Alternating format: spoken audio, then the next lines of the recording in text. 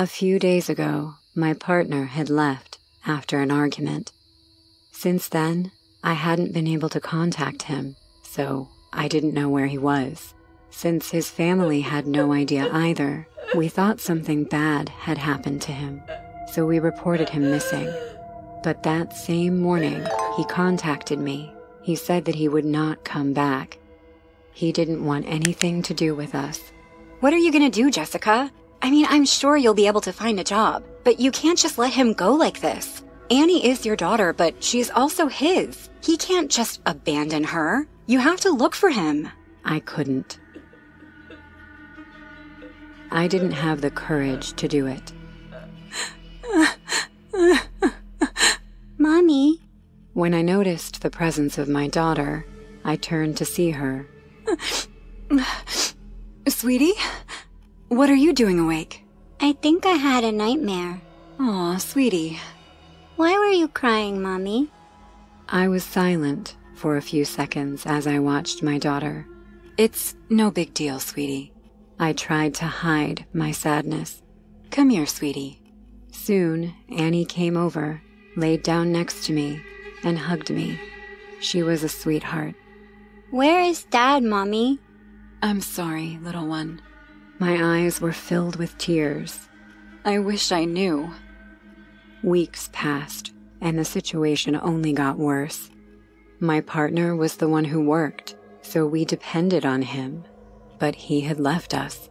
I can't, Alice. I don't know what to do. You have to look for Jackson. I've been trying to find a job for over 2 months now. I'm running out of money, Alice. Do you know how long it will take to find Jackson? Do you really think I have enough money to go on like this without a job? Annie and I would be homeless before we found him. I get it. Sorry.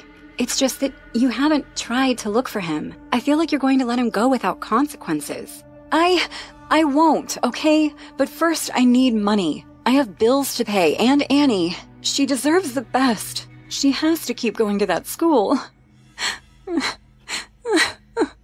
I was feeling like useless shit. Have you searched on Craigslist? What? Have you looked for a job on Craigslist? You know, this website. Well, no. I don't really trust those kinds of websites. I feel like they're scams. Give it a try. What have you got to lose? It's worked for me a couple of times, Jess. Yeah. What have I got to lose? I decided to follow my friend's advice. So, on my computer, I was looking at all the available jobs on a website called Craigslist. No. But no job seemed to fit me, either by experience or requirements. Hell no. No. Never. Fuck this shit. I felt so frustrated. Not even this seemed to work. But I decided to keep trying, so I refreshed the page. Suddenly, my gaze focused on the new job that had been posted. Need experienced house cleaner. Paid per day. Finally! In the end, it worked, so I was on my way to the place. I didn't need to think twice about it. I was happy that something was finally working out. Hello, Alice? I just saw your message. Are you sure about this? Are you insecure now? You recommended it to me yourself, remember? Yes, I know, but my jobs were different. Different? What do you mean? You know, I worked for companies, not for random people. They aren't random people. I spoke to one of them yesterday. He seemed like a nice person. I care about you, Jess. Better not go. After all, it's a bit far, isn't it? Alice, I'm not like you. It's not that easy for me to get a job. This is the only chance I've really had. And you tell me to let it go? I can't. Can't you understand? I'm desperate. No, of course you don't get it. But Jess... Before letting my friend continue talking, I ended the call and, in a sudden movement, threw my cell phone on the passenger seat. How dare she? Anyway, I continued on my way until I reached the place. I got out of the car and walked to the front porch of the house. There, I rang the bell. After a few seconds, I heard the sound of someone walking inside the house. Who is it? I recognized it as the voice of the man who interviewed me. Jessica, I'm here to be your house cleaner, remember? Sure. I heard the man removing the lock to open the door, whose handle moved slowly. Once he opened it, I could see him. The man was much taller than me, but what really scared me was that his face was covered. Come in. The man opened the door wide enough for me to enter, but, terrified, I stood still. Suddenly, I heard another man's voice behind me. He said, come in. I didn't react that time either. Get in, you stupid bitch. The moment I felt something cold on my back, I knew it was a gun. So, hopelessly, I entered the house while the man behind me continued to threaten me. Inside the house, the two men with covered faces, one behind and the other in front of me, led me along a dark hallway. Please, don't hurt me. I have a little daughter. Her father abandoned us. I'm the only thing she has. Shut up, bitch. I started to cry, but I covered my mouth with my right hand so I wouldn't make a sound. Hey, no need to do that. But this bitch! Stop it. Finally, we reached the end of the hall. On the right-hand side, there were some stairs to the second floor, and on the left, there was a door. The tall man opened it and walked away. The man behind me forcefully pushed me into the room. I fell into the dark room. Turn on the light. With tears filling my eyes, I turned to see the man who had spoken. What? Why don't we change the plans? This bitch is stupid. No, we don't have time. She will have to do it. Do what? Turn on the light. I got up quickly, turned on the light, and then... In the room, which appeared to be an office, was a dead man. His eyes were open, as was his mouth. In his stomach, there were several stab wounds, from which came the blood that now stained the floor. I turned and tried to leave the place, but the man with the gun pointed it at me, threatening me. Don't kill me, please. I have nothing to offer you, but I swear I won't say anything. You do have something to offer us. What? Clean it. Huh? That's why we hired you, right? We're going to get the body out, and then you're going to clean the whole room. What? Why don't you do it yourselves? What did you just say? Realizing how wrong my question sounded, I started to shake. I meant, why do you need me for this? We don't want there to be any chance of our DNA being left in the room, understand? Move over so we can start.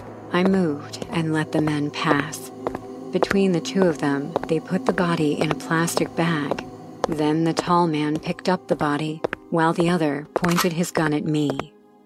Soon, the tall man left the room with the body in the bag. Before leaving, the other man approached me and said, "If you don't do a good job..." The man extended his right hand, covered by a glove, to me and pulled out a hair. "I'll be the one to leave your DNA at the crime scene." Terrified, I nodded. Don't freak out. He started touching me to check what I had in my pockets. I felt sick. Unfortunately, he found the only thing I had with me, my cell phone. "I'll take this." Suddenly, the man pointed to the left of the room, where there were several cleaning supplies. "There's everything you need." Then the man left the room, and I breathed a sigh of relief. But I was terrified again when I heard him lock the door. No!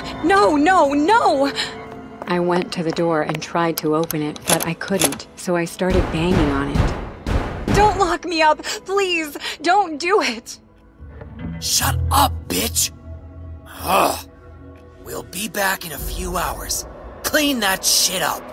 Crying silently, I fell to the ground, but soon got up and grabbed something to start cleaning. After a few hours, the two men returned to the crime scene. When one of them opened the door, they both saw me sitting on the floor. I had left the room spotless. Huh. Good job.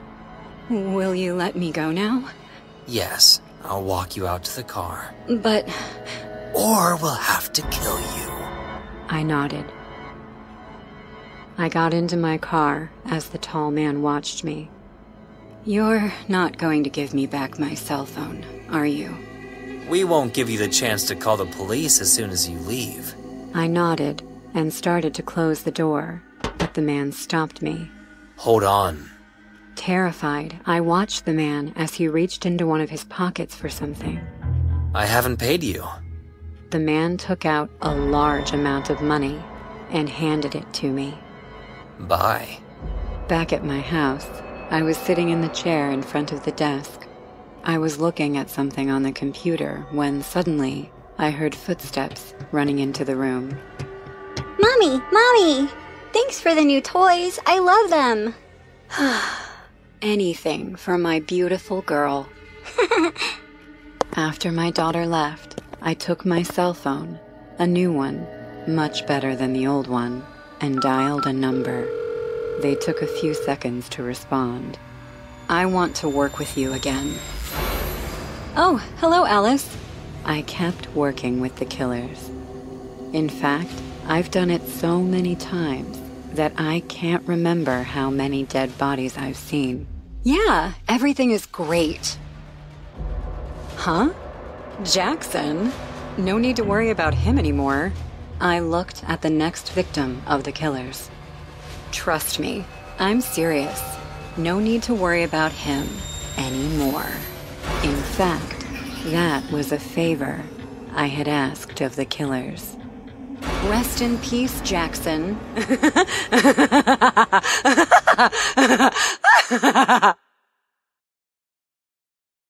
Working in customer service is not easy. Since I've been working at McDonald's, I've encountered all kinds of customers. Many of them take a long time to order and delay the line. Others get angry for the craziest reasons.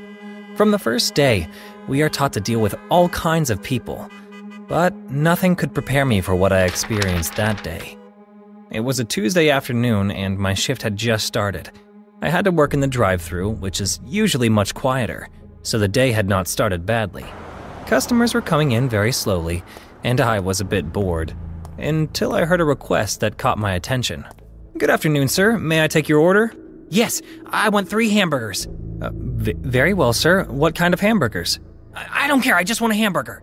This person seemed a little angry about my question. He seemed desperate for those hamburgers. "Okay, sir. How about 3 Big Macs?" Yes, that's perfect." "Do you want them in a combo?" "No, I told you I just want the burgers. I need them."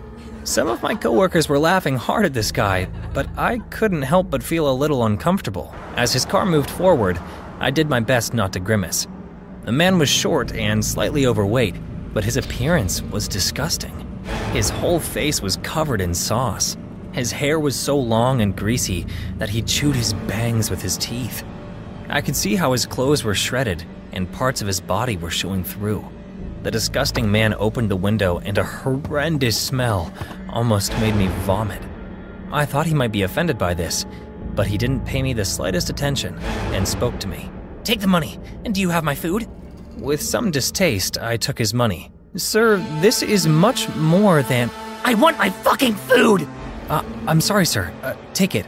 Handing him the burgers, he almost didn't take the paper off them as he began to devour them savagely on the spot. A part of me wanted to turn away, but I couldn't help but watch, mesmerized, as he smashed the burgers into his mouth and proceeded to chomp down on them at an impressive speed. "Sir, can you eat somewhere else, please? Another car may come." He ignored me and just kept eating. "Sir, I'm talking to you. Would you please move your car forward and leave?" When I found no answer, I quickly went to my manager, who told me that since there was no security that day, I should go with 2 more colleagues to knock on his window. I was a little hesitant, but my boss was somewhat authoritarian, so I knew I had no choice. I told 2 of my colleagues and we went out to the front door. "So, we're gonna have the privilege of meeting the hamburger maniac." What do you mean? Have you met him before?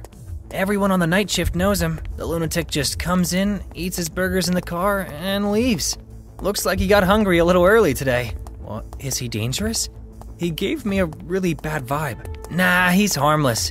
When I got to his car, I didn't even get to knock on his window. The man was gone. When I said he was leaving after lunch, he usually takes the car with him. Seems like today he was in a hurry. We started to check his windows, but there was no sign of him. Confused, we went back to our manager, who said he would handle things from now on. I figured he would send a tow truck if the owner didn't show up. But to tell you the truth, I wasn't interested. I was just glad not to deal with that lunatic anymore. I was on my way back to my post, but on the way, I heard something that caught my attention. Some very strange noises were coming from the storage room. I recognized that noise as that of an animal eating, so I went through the door with some curiosity. What I saw would leave me shocked. The man in the car was behind the door. He was sprawled on the floor with his shirt off, eating medallions of raw hamburgers. When I saw him, I felt like I was gonna throw up. The maniac grabbed 4 hamburgers at a time and stuffed them all together in his mouth. The raw minced meat joined in his hand, forming a mass of food that he swallowed desperately, no matter how much of it landed on his hairy body. I couldn't stand the urge any longer and threw up on the floor, falling to my knees. When I was finally able to recover, I raised my head again, and the lunatic was in front of me, staring at me, and concentrating on my presence for the first time. "You're coming to eat too?" I couldn't answer him, as I was still shaken after the vomiting. I tried to get up, but it was useless. The man pushed me to the floor and sat on my belly. "What the fuck, man? Get off of me!" Without answering me, he started smiling with a devilish look on his face. And just as he did, he revealed that he had more medallions of raw hamburger in his hand. "What are you doing with that? Get away from me!" "Easy, there's enough for both of us." Having said that, he stuck his hand full of raw meat in my mouth. I was choking. I moved my hands desperately, trying to hit him, to get the food out of my mouth, anything that could free me from that situation. The man lunged at me and proceeded to bite my face like I was one of those hamburgers. I frantically punched him, but he didn't react. He just kept pressing me with his teeth. I felt like I was going to die. That lunatic was going to eat me alive, and I would never even know why. I heard a scream behind me, and as fast as it started, the man stopped biting me and fell to my side, wounded. I looked up, and one of my coworkers was behind me, breathing heavily with a broken broomstick in his hand. The maniac recovered from being hit by the broomstick and lunged at me again, but my partner had already pulled me out of the storage room and closed the door. "Somebody help us! Luke is hurt!" "Man, is that the hamburger maniac? Are you all right?" Without answering him, I spit all the raw meat out of my mouth and breathed easier again. Within seconds, all our coworkers were there, helping me and looking for a way to cover the wound on my face while the ambulance was coming. I managed to stand up on my own, and while I was covering my face, I noticed that many of my colleagues were looking at the window of the storage room. "What's going on? What are you doing?" "Dude, you have to see this." I looked out the window, and the man was at the back of the storage room eating a raw hamburger. The difference was that now he had a lot of hamburgers wrapped around his body, and as he was eating them, he was looking at the window suspiciously, as if the employees were trying to steal them. Shortly thereafter, the police took the man, who was behaving more like a wild animal than a human. Shortly after leaving the hospital, I went back to work, but I wasn't there for long. Every time I saw a hamburger medallion, I wanted to vomit. In the short time I was there, I heard all kinds of rumors. The calmer ones said he was a lonely man who was extremely stoned, but other rumors said he was a cannibal who escaped from a Satanist ritual with a hunger for human flesh. I was never interested in hearing any explanation of who this man was. It was enough that every time I saw myself in the mirror, I would remember the marks he left on me for life. I love to stream. I try to do it almost every day, and I have a lot of good times doing so.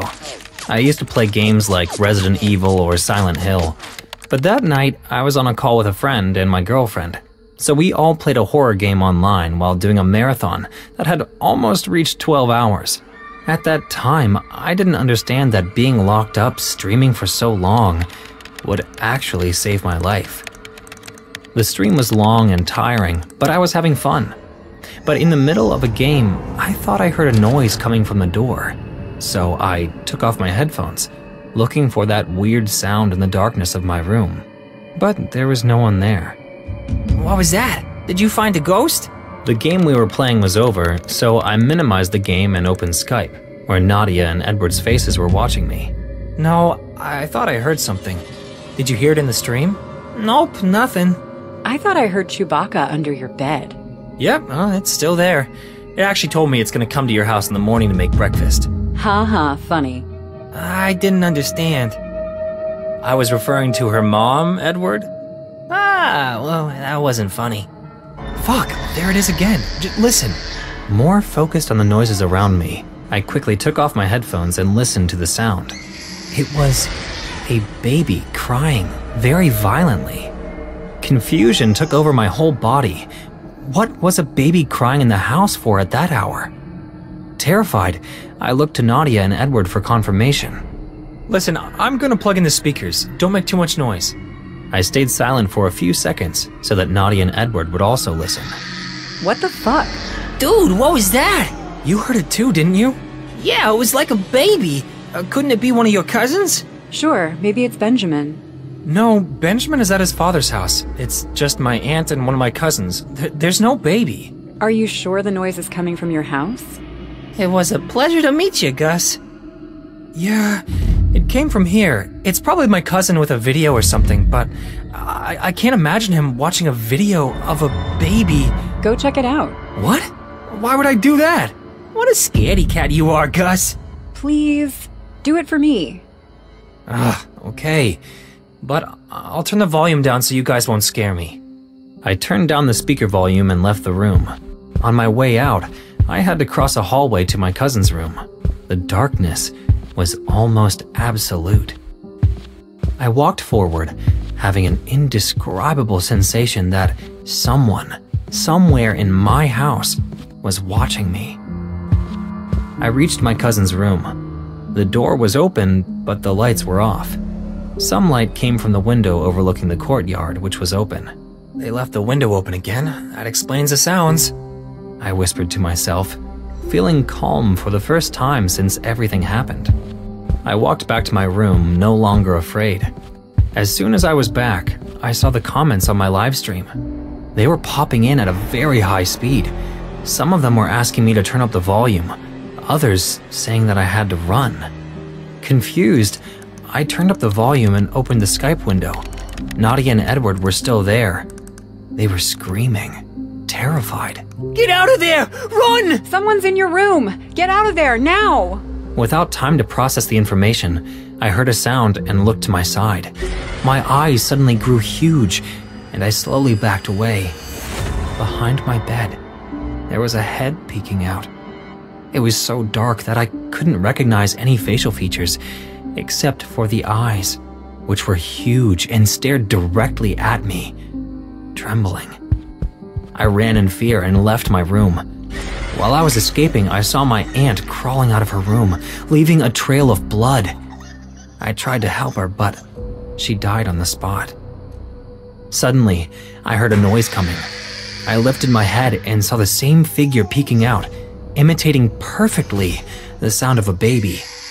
Something in its face was wrong. Even illuminated with the light of the computer, the figure was still black, like it was a shadow. I just kept running. When I reached the dining room, I tripped over something, but I got up and opened the door using the keys that were already in it.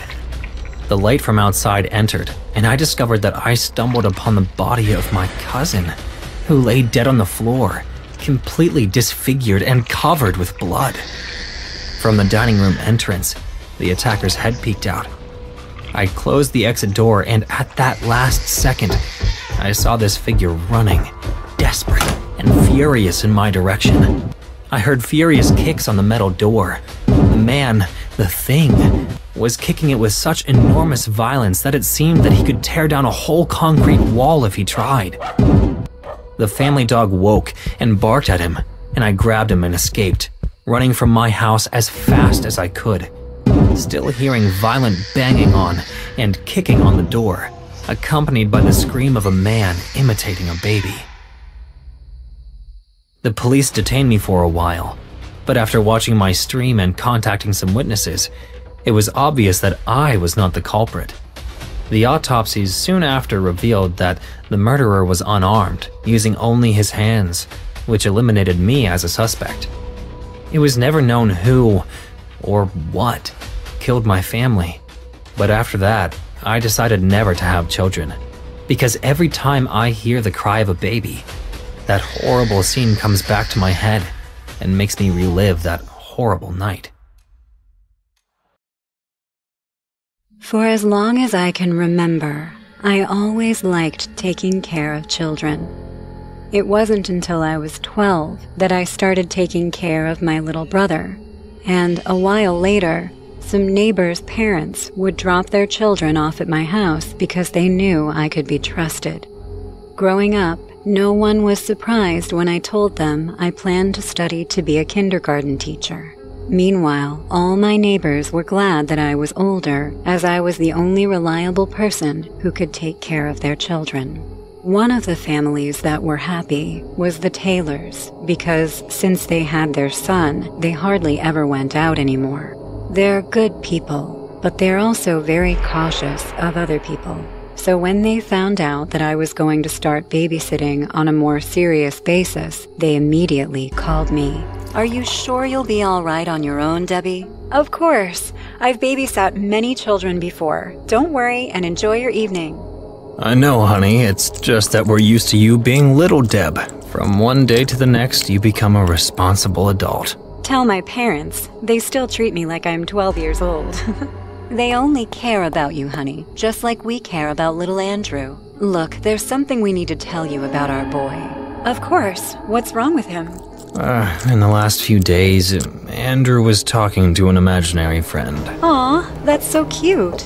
At first, we thought the same thing, but he blames his friend, for a lot of mischief he gets into. That's normal for all boys his age. You'd be surprised how many girls don't admit to their pranks. Yes, the strange thing is that we know our son perfectly well. We know when he is lying, and he is convinced that he is telling the truth. We're afraid it's some kind of problem that needs to be treated with a psychopedagogue. I understand. If he talks about his friend, I'll play along, but I'll keep an eye on him. Don't worry. Thanks, Debbie. You saved us. Well, we should go. Remember, all the phones are on the fridge, and you can call us anytime on either cell phone, okay? Of course. Thank you very much. I won't let you down.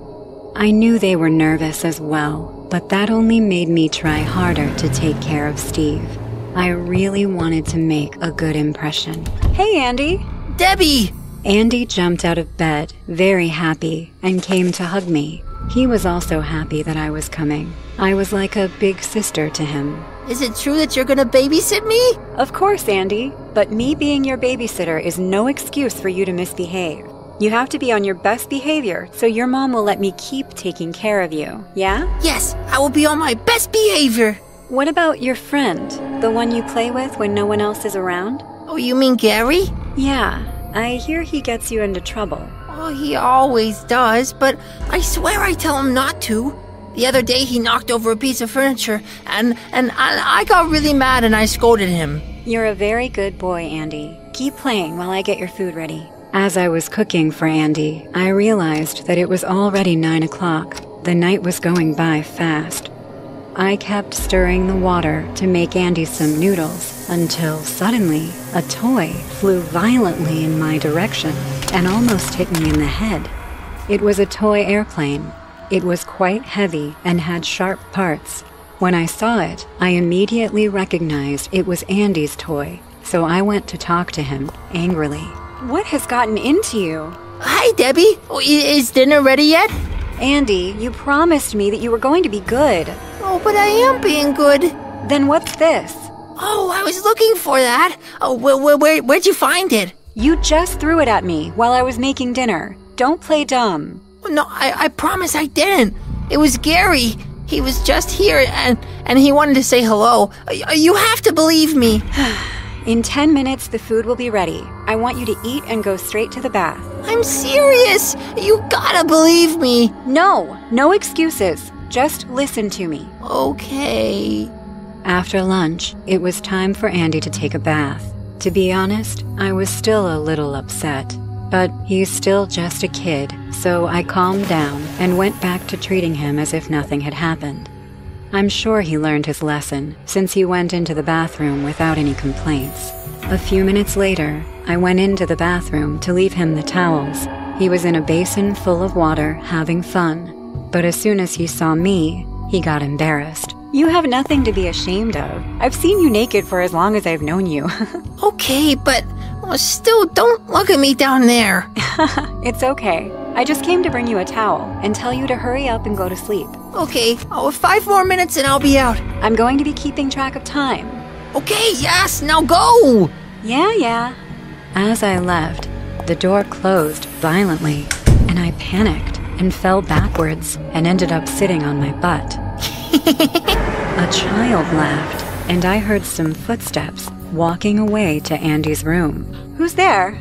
Gary, I told you to wait for me in the room. What? Andy, who the hell is here? It's Gary. I didn't tell him to come, I promise. I just told him to stay in my room. Andy?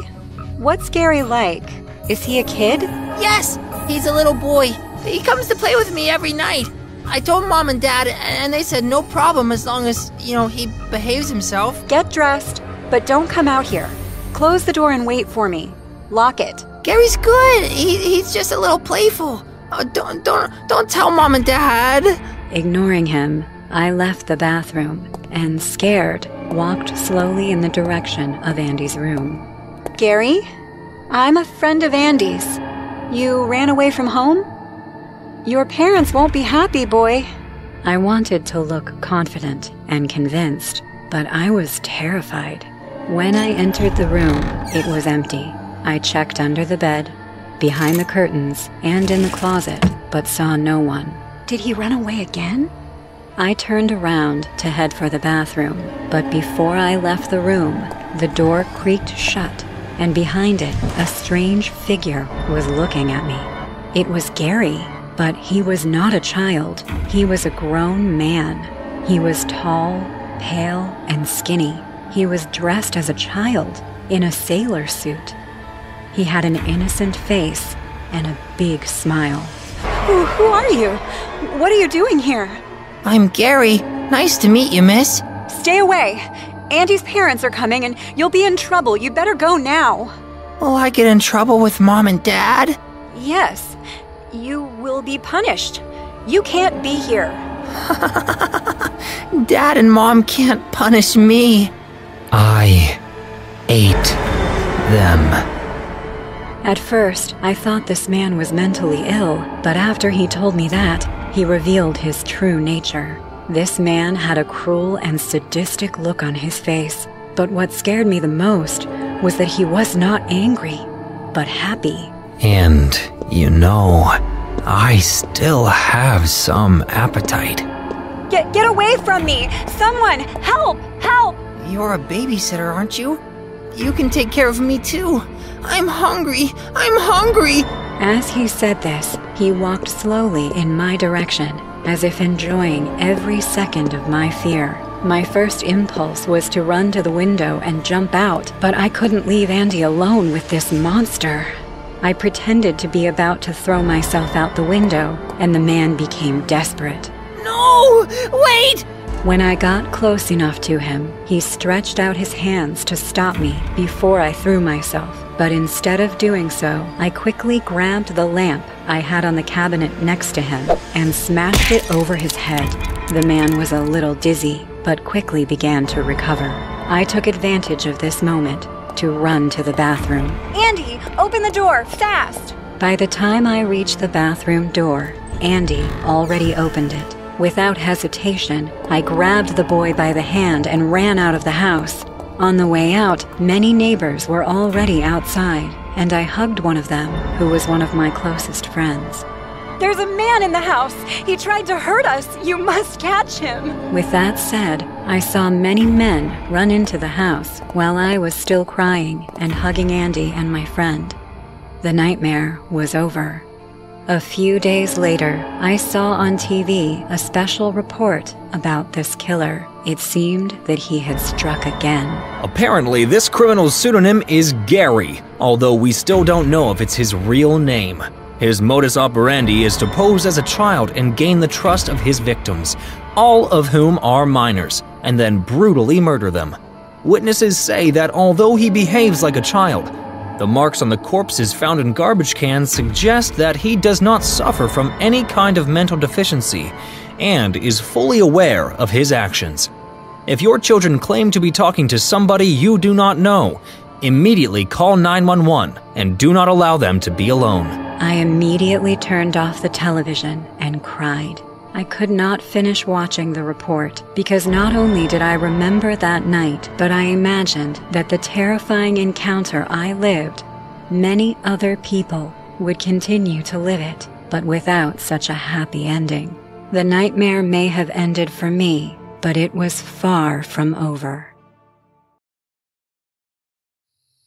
God, I didn't cheat on her. I was too drunk to realize anything that night.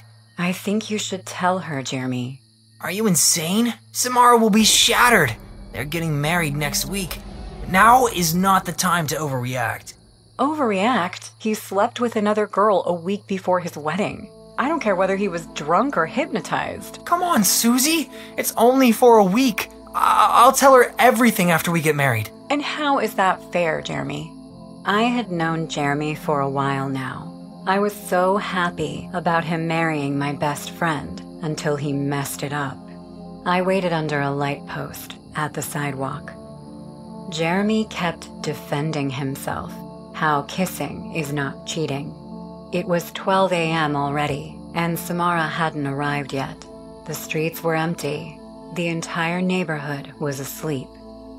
Suddenly, I heard a bicycle bell. Samara was coming in our direction with a big smile, riding her cycle. Jeremy and Kyle came and stood beside me. They behaved like nothing had happened a few seconds back. Samara stopped right in front of them. Hey, look who's on time. Shut up, Kyle. Feel glad you were invited. Jeremy, I honestly don't know how you were going to put up with this crazy woman. Oh, stop it, you two. Come here, babe. Jeremy hugged her. Stop loving me so much. You'll make Susie jealous. You wish. Saying this, I gave Jeremy a cold stare and started to walk. I heard Samara saying, Whoa, someone's in a bad mood. What's up with you two? Did you have a fight? She is not important. Anyways, what do you have in mind? Why this late night meeting? Listen, everyone. As you all know, my family is quite rich, and my dad just bought 75% of this town. So I now have full access to all of our property. That is, the town. Crazy rich people. Shut up, Kyle. So, as I was saying, we can go anywhere we want. I was thinking we could check out the Blue Jasmine. What do you think? Oh, God. Why do you want to step into an abandoned movie theater in the middle of the night? Why? Are you scared of ghosts, little Kyle? Kyle got angry and turned his face away. Come on, guys. It'll be fun. Also, I have something cool for us to try.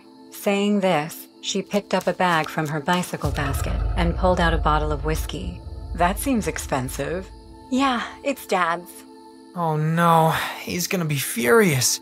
Stop being such a wuss. Samara put the bottle into the basket and started walking. We all followed her. Pale moonlight and dimly lit streetlight made the town look spooky. The four of us were walking silently. Our footsteps echoed in the night. Leaving the outskirts, Samara took a narrow path amidst the woods. Owls were hooting. Coyotes were howling. Frogs and crickets were having their big jam. Jeremy turned on his flashlight, and then we saw Blue Jasmine, the creepy, abandoned movie theater. Torn up movie posters were still on the walls of the building. The big white signboard was broken and hanging dangerously from the top wall. Samara opened the door with a key, and we went inside. The dark, dusty hallway stood in front of us. A broken, cubicle-shaped counter could be seen in the corner. Dirt and cobwebs wrapped it completely. Samara walked to a big switchboard on her right and pressed on it. The 2 spotlights in the hallway turned on. Dad's planning to reopen this place, so the workers are rebuilding it. Wow, this looks like the 70s. I heard this place caught fire. It didn't catch fire. Someone burned this place to the ground. What? Why? To kill all those people who came to watch the show that time. That's some nut job. How do you know this story? My grandma used to tell me about this place when I was little. She said she met her first boyfriend here. How romantic. Saying this, Samara kissed Jeremy. We started walking down the hallway. At the end stood a big door. Kyle pushed the door, and a bundle of bats flew over our heads. Bloody! What a chicken. Enough, Samara. Hey, let's go in. Jeremy and Samara went in. Kyle wiped the sweat off of his forehead and looked at me. Are you coming? Yes. The movie hall was worse than a dumpster. Broken seats and filthy garbage were lying around.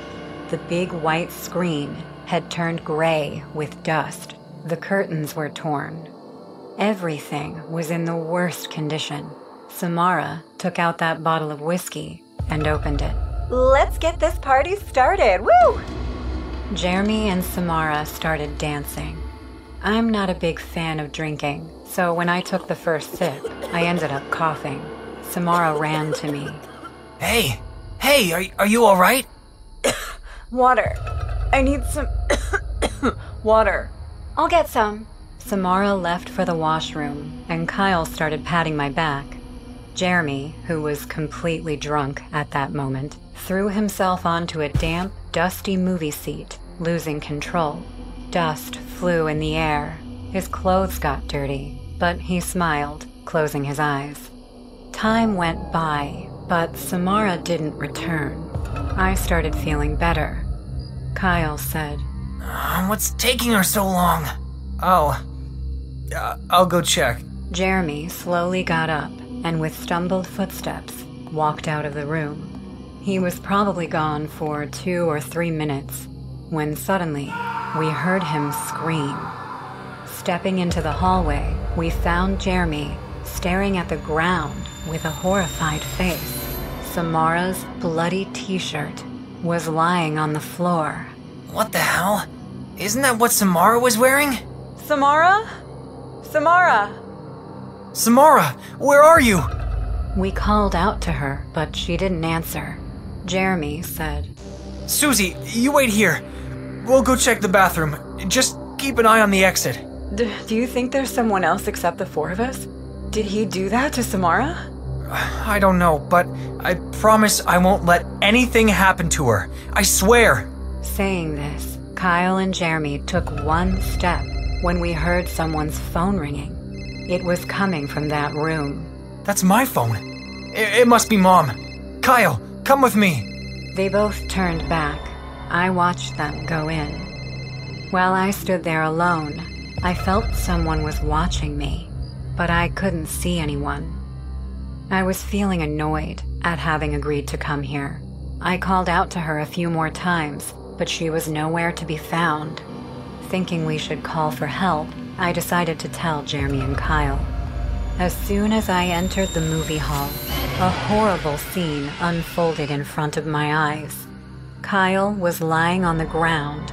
Blood was pouring out of his chest due to a deep stab wound, and he was already dead. Jeremy was standing right beside him with a shocked face and a bloody knife. Oh my God, Kyle!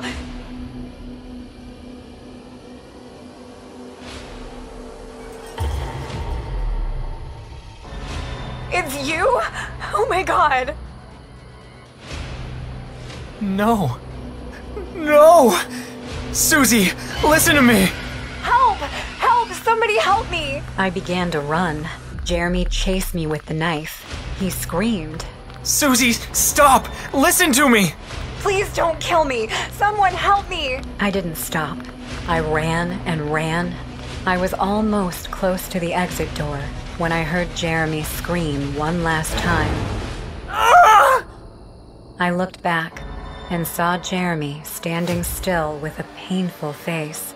Blood was flowing out of his chest, turning his shirt red. He looked at me one last time and said in his dying voice, Not me! Not me! Susie! Not... And his body collapsed on the floor, revealing Samara standing behind him. She was wearing a different t-shirt, and there were no wounds on her entire body. A sick smile lurked on her face while she gazed at dead Jeremy on the ground. She looked up, and I saw her face change. A sadness appeared, and she said, You can call the cops now, Susie. I know you wanted to tell me the truth. Go on. Dial 911. Why? Why this, Samara? You could have just called off the wedding. Called off the wedding? It was my wedding. I'm not gonna cry over this vermin and call it off. Even Kyle was on his side, you know. He would have done the same to you sooner or later. So I killed him too. You're sick, Samara.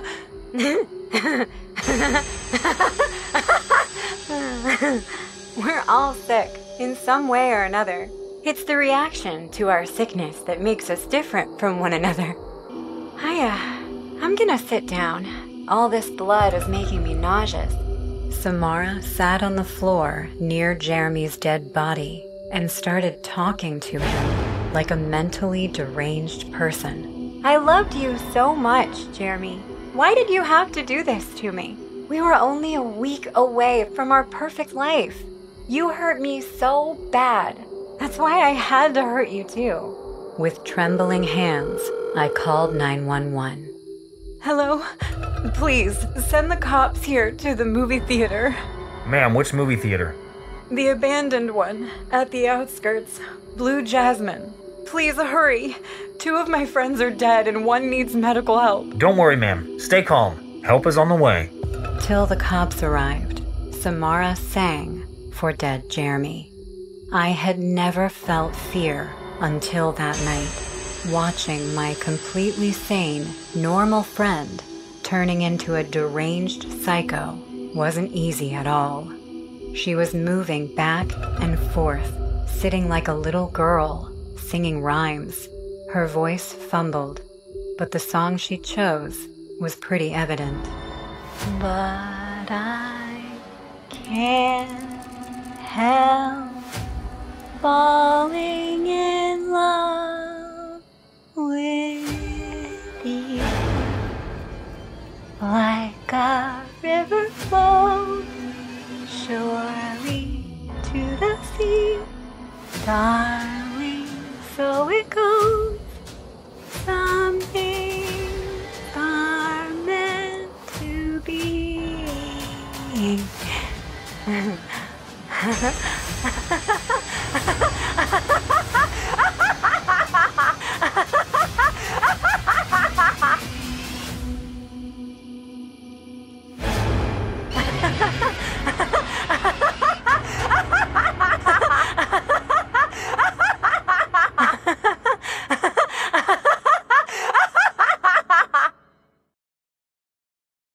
My life will never be the same because of one night. I was driving home from a friend's house, located on the outskirts of the city. As far as my eyes went, I could only see vast cornfields on both sides of the road. My house was still 40 minutes away, and I could hear the angry rumble of my stomach. But I couldn't see any sign of a house or people until I took a left turn for a shortcut. The scenery was different after this turn. Now the cornfields were substituted by deep woods. Hooting owls and howling coyotes reminded me that I'm too far from home in the middle of the night. I didn't want to stop no matter how hungry I felt, so I kept on driving for a few kilometers straight. But then I saw this McDonald's drive-thru, and I knew I had to stop. I drove straight into the queue passages, which had no other cars, and stopped right next to the window. A skinny teenage boy was dozing off, sitting on the counter. I honked my horn twice, and he woke up with an awkward face. I'm sorry, sir. I was just... Relax, man. No problem. I get it. It's okay to be tired. He smiled and asked for my order. I'll have a Big Mac with 1 small fries and an iced tea. Okay, give me some time to get back with your food. Saying this, he went inside the restaurant to prepare the meal. I figured out this outlet is short-staffed, so the boy is in charge of everything tonight. I sat quietly waiting for my meal, but then the urge to pee hit me right away. I came out of the car and went to use the public toilet located in the corner of the drive-thru. I was about to close the door when I noticed a guy dressed as Ronald McDonald sitting on a bench at some distance. He had a sad face and was staring at the ground like he was about to cry.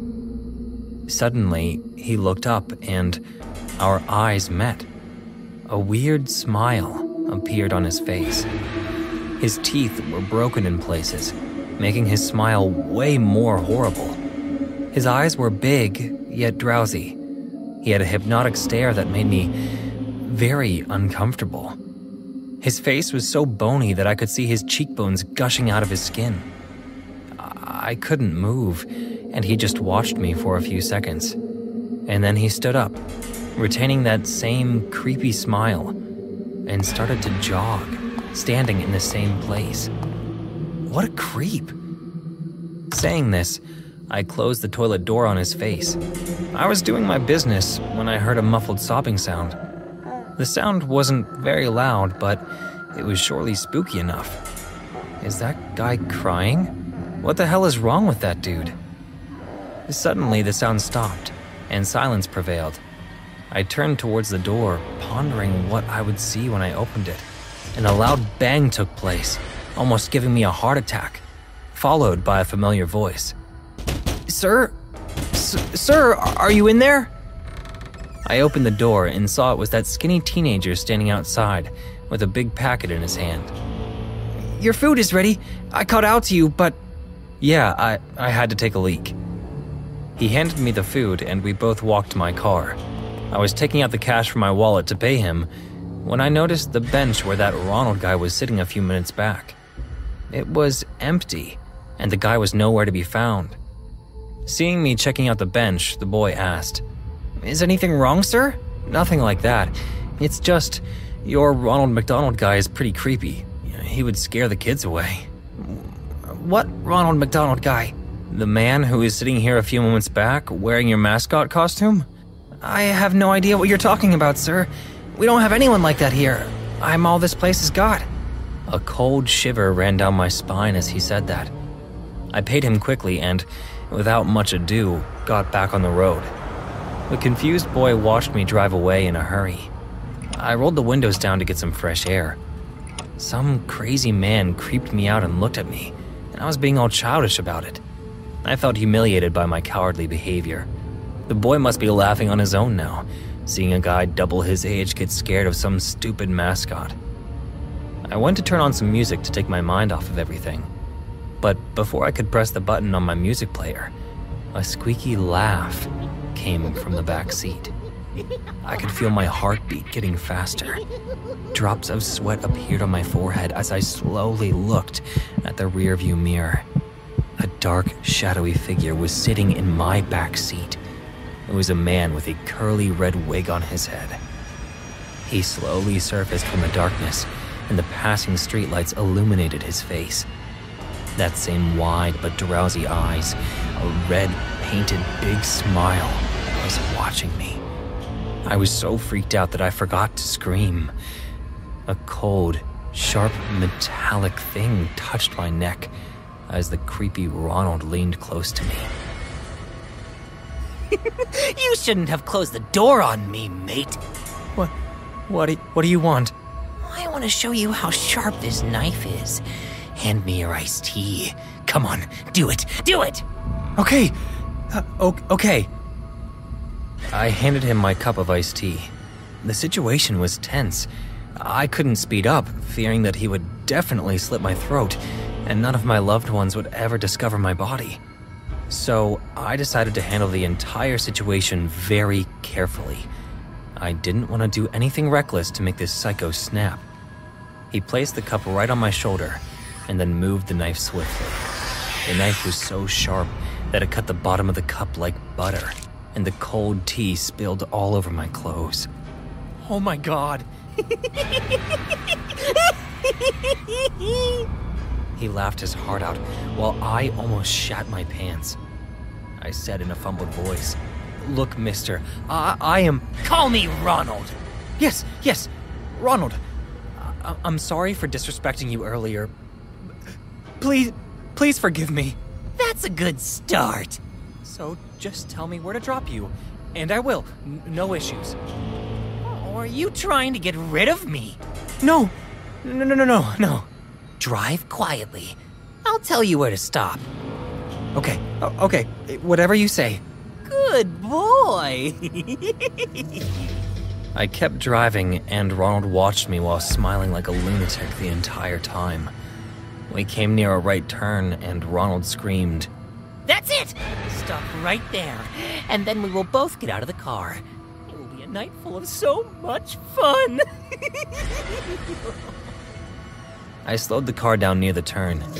I knew deep in my heart that if I got down there with this psycho, I'm probably never going back home. I have to do something to save myself. I kept trying to think of a way to fool him and get away with my life when he yelled again. Are you going to stop? Or should I make you? No, I'll stop. I slowed the car down but didn't turn off the engine.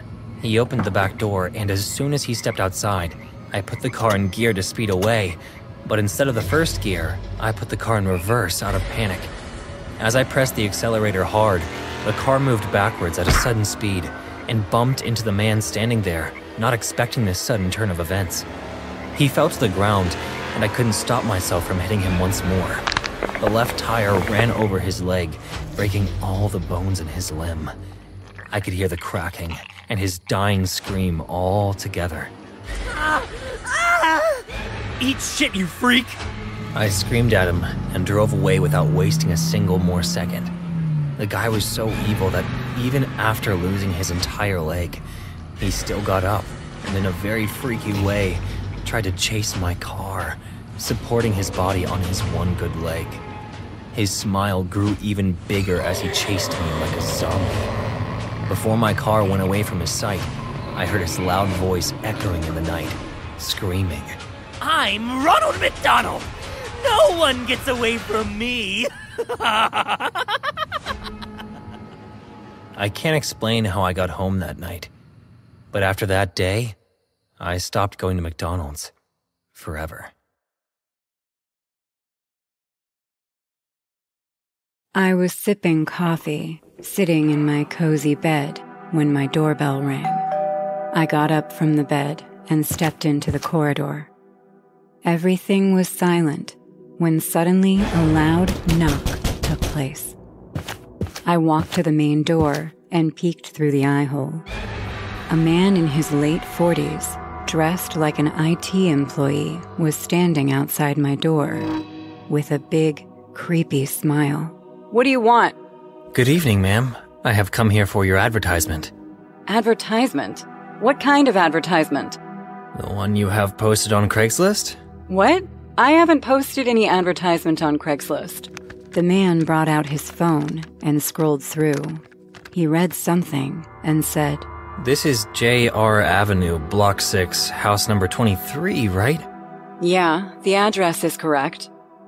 Ma'am, you have put an advertisement to sell this house. My client is interested to buy this house from you. If you open the door, I can tell you about this exciting deal. This is a mistake. I don't want to sell my house. You can leave now. But ma'am... I said what I had to say. Please, leave. The man made a disappointed face and then walked away. I stood there for a few moments. I tried to shake this off as someone playing a practical joke by putting a fake ad of my house on Craigslist. Just then, I heard a rattling sound coming from the back door. I wanted to check. There was a curtain to cover the half glass of the back door. I pulled the curtain, thinking it might be a raccoon, but instead met with that man. He was standing outside my back door with that same creepy smile. He winked his eye at me and said, "My client likes this house, ma'am. Please let me in and explain this deal to you." I moved back in anger and shock. I told you, I don't want to sell this house. Then why did you put the ad on Craigslist?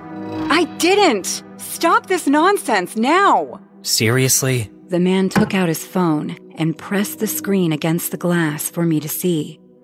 I could see a Craigslist ad flashing on the screen with a picture of my house and the exact address. What the hell? Who put up my house for sale at Craigslist? Is this some kind of a scam? What? No. My client is ready to pay you whatever you want. That's why I'm saying this is an exciting deal for you. It's been a year after the pandemic since I earned a good commission. Please, take this lucrative deal and help me pay my bills, ma'am. But I don't want to sell my house. How many times will I have to say that? Either you leave or I'll have no choice but to call the cops. The man's face changed immediately. Repressed anger lurked in his eyes, and he said in a threatening tone, "So, you won't open the door, huh?" What is your problem? Fine then. The man stormed off, and I closed the curtain. I checked all the windows and doors, made sure all were locked. I went straight to my room and peeked from my bedroom window.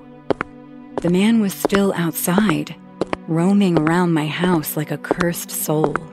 He looked up and saw me.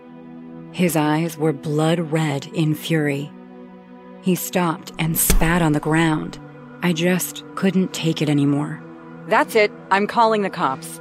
I was dialing 911 when I heard a big glass break downstairs, followed by running footsteps coming up. The footsteps stopped right outside my locked bedroom door, and the man spoke in a psychotic voice. "You shouldn't have tried my patience, bitch. Now let me tell you what would have happened if you let me in the first time. I would have tied you up, placed you on your bed, and then robbed your entire house, taking all your money and jewelry and left. But as you didn't obey me the first time, things are going to be different. Now, I'm gonna rape you, and then slit your throat open, and then rob your house. The cops will take 15 to 20 minutes to come here, and I will finish before that. I promise."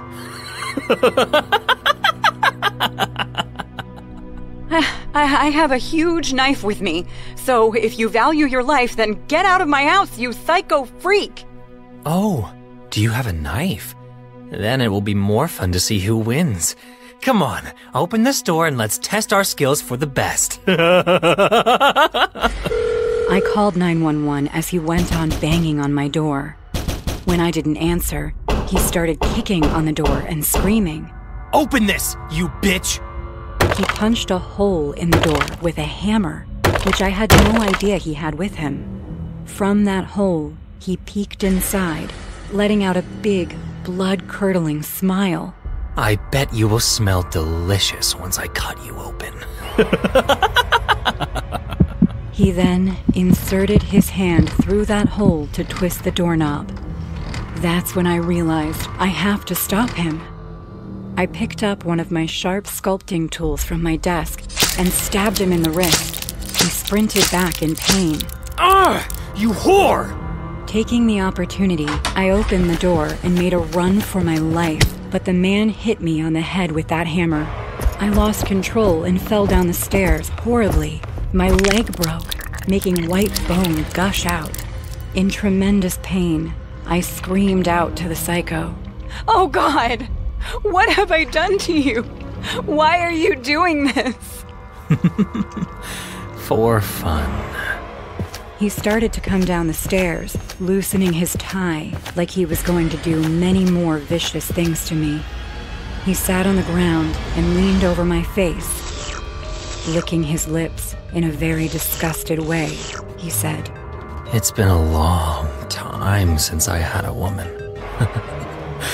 Come here, darling. Saying this, he came to kiss me. His saliva drooled over my face before he touched my lip. I snatched the hammer from his hand and aimed for his nose. The hammer hit him so hard that blood came out like a fountain from his nose. I could hear the cop cars coming my way, followed by sounds of running footsteps. I must have fainted from the pain in my leg. When I woke up, I was in the hospital. I couldn't stay alone after that night for almost a year. The cops haven't been able to find that man, but I'm pretty sure that wasn't his first time. God knows how many people have to face this devil from hell. I just hope they all made it out alive. I was scrolling through my phone, waiting for my shift to end, when the manager, Mr. Miller, walked in. Don't forget to lock up after you. I will send William to your house to pick up the keys for his morning shift. Okay. Oh, and make sure the toilet leaks are checked. I will, Mr. Miller. Thanks for the extra time. Do your work then. Mr. Miller left, and I grabbed the mop and bucket from the storeroom of the movie theater. I work here as part of the cleaning staff. This is a small, single-screen movie theater, but after the last show, its vast emptiness was enough to make anyone feel lost. The red seats looked dusty and old. I was about to start the cleaning when my mom called. Mom, I told you I have the night shift today. Why do you keep calling me? I'm worried for you, Beth. Why can't you take early morning shifts? What do you mean? You live 3 blocks away from this place. It's not safe to walk home all this way after midnight. Mom, the night shift pays a lot more. And I could use the money. I bought my bike today so I can get home faster. Now go to sleep and let me work. Good night. Why can't you just listen to me? Because you're not my real mom, so stop irritating me. I disconnected the phone right away. Though my stepmother loves me genuinely, I feel she sometimes goes overboard with her feelings. I played some music on my phone, put it over a seat, and began my work. The soundtrack echoed in the empty hall. One by one, I walked up to each seat, mopped the floor underneath, and picked up the trash into a black garbage bag. Music gives me relief from my boring job.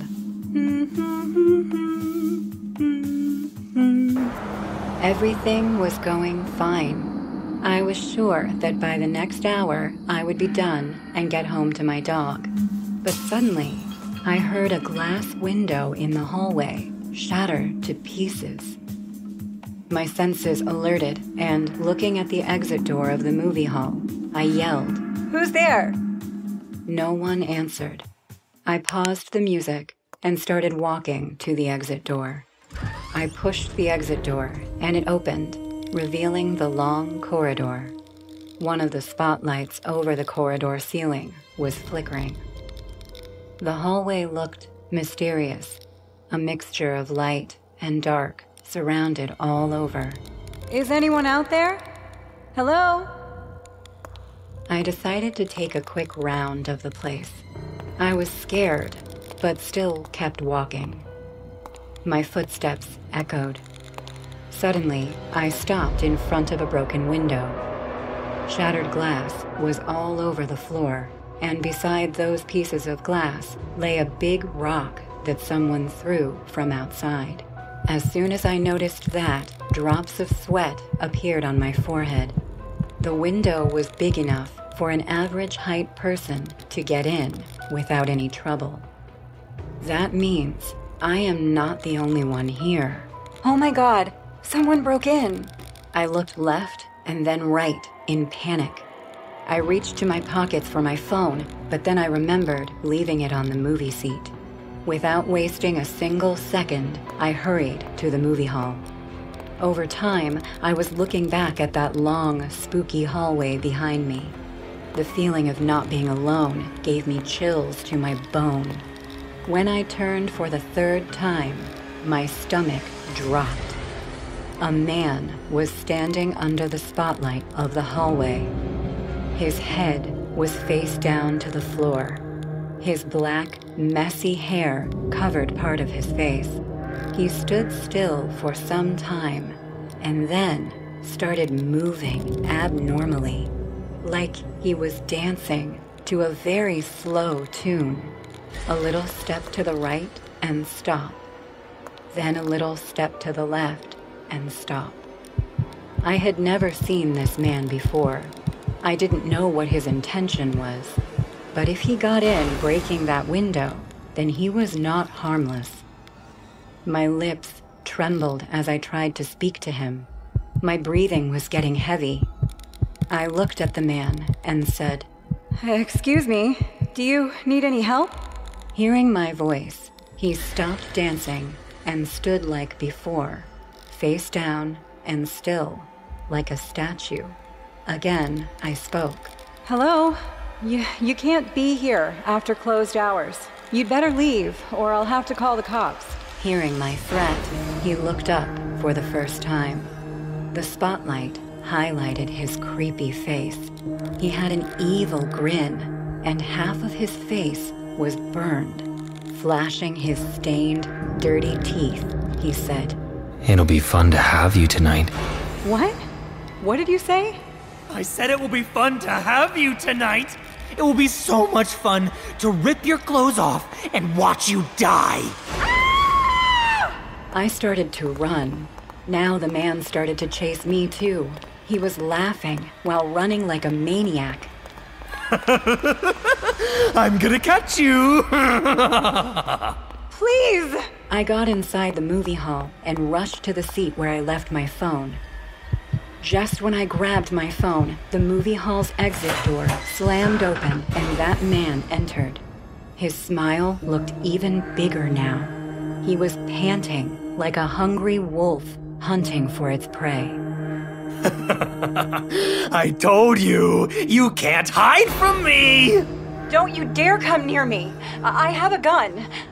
Really? Where? Inside your garbage bag? I started dialing 911, and the man again started his psycho dance. Taking slow, dancing steps, he was coming toward me. I grasped the mop tightly because in my mind, I made a plan.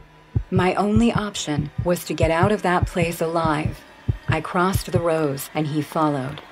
After a cat and mouse chase, there came a certain point where both of us stood at the same distance from the exit door. We looked at each other, and the man's smile turned into anger. He said in a spine-chilling tone, Don't even think about it, 'cause I'll get you, and after that, your death will be even more painful. I realized he had understood my plan. He knew I was going to make a run for the door, trapping him inside. I took a deep breath and then wiped the sweat off my face. The man stood still and looked at me one last time. I looked at him and said, Either way, I could die, so why not die trying? Saying this, I jumped and ran toward the door for my life. I was bleeding from my head, but I didn't care. As soon as I got out, I closed the door behind me and shoved the mop, locking it from the outside. The man started banging and kicking on the door, screaming. You can't keep me here. Let me out, you bitch. I will cut you into pieces just like that broken glass. Let me out! When the cops came, I was waiting outside. They went in and arrested the crazy guy. While they dragged him to the car, he yelled at them, saying, Keep your hands off me! Where is that bitch? Tell her I'll be... And just when he noticed me, his eyes got bigger. His left eye twitched 3 times, and I will never forget what he said to me. You can't hide from me. I'll come back for you. Maybe at some other address. Like CF Block, 23 Avenue. See you soon. Get in the car, you freak. A cop shoved him inside the car and they drove away. One of the cops came to me and asked, How you feeling now? A little heavy in my head. Beth, I have some disturbing news about this man. But if you don't want to know it, then that's fine. What? What disturbing news? Did you have a cat? Yes. How do you... She showed me a small notebook. It seems like he's the one who killed your cat. We found this notebook in his pocket. He's written some bizarre entries for the last week. A week? He was after me for a week? Yes. Seems like he started stalking you from one night on the subway. As if the fact that I was being stalked by a psycho for almost a week wasn't enough, the lady cop clarified it to me in more detail. He stalked you home, identified your house, and then sneaked in when you were out. He wrote about it in his notebook. She showed me the notebook, and in it was written, Today I met Beth's cat when she was out for a gym class. I smelled her clothes. I wish to smell her one day too. The cat was being mean to me, so I had to poison it. I'm not even sorry. Beth is only mine. I love her. I want her. I need to kill her so that nothing else can destroy her. I think I'm going to be sick. Saying this, I started to vomit right then and there. Take her to the hospital. She needs medical care. Hurry up. I was in therapy for a month after that. I live with my sister now. At least, that's my plan for the next few months. The cops told me that the crazy guy is in jail, and that he has done this to many other women as well. I just hope he never gets out. Ever since I started watching live streams, I've been interested in them. I really enjoyed seeing them because they felt more authentic and human than the videos, since you could see the real personality of the streamer, their reactions, their interactions. One day, I came across the live stream of a guy named Tad, a gamer. I soon realized how funny he was. Watching him was really enjoyable. Well, folks, I've got to go for today. Oh gosh, I'm so hungry. You guys really want me to stay today, huh? Sorry. But you know what? I have a surprise for you guys. Since you guys want to know so much, I'll start a challenge tomorrow. I already knew what challenge he would do, since I was one of his many moderators. I started moderating his live streams when he wasn't that well known yet, so we were a small team, but we've been growing a lot since then. I'm going to do a non-stop live stream for several days. That was quite a big challenge, the most important he had done so far, in fact. But that was what Tad wanted to do, something different, more complex, since he had recently managed to reach 2 million followers, so he was a fairly well-known streamer. Are you excited? For those of you who don't know, this is the first time I'm going to do a non-stop live stream, so I'm really excited. Great! So, now you know, I'll be waiting for you tomorrow at the same time as always. Bye, guys! But perhaps Tad didn't realize how complex that challenge really was. The next day, shortly before the live stream started, Tad asked to meet me and Lena, another moderator, on Discord. He said he had something to warn us about. Once I was ready, I logged into Discord, where I was part of a server called Tad's Team. There, I entered a voice channel named Team 2. 2 more people were already connected. One was Tad, and the other was Lena. Hello, Lena. Hi, boss. I'm here. How are you? Hello, Javi. Well, guys, you already know the plan. At midnight, you will replace the first group of moderators. If either of you feels tired, just decide who will stay to moderate the stream, okay? Sure, boss. And, well, Tad, what were you going to... I wanted to ask him about what he had to warn us about, but I was interrupted. Guys, I gotta go.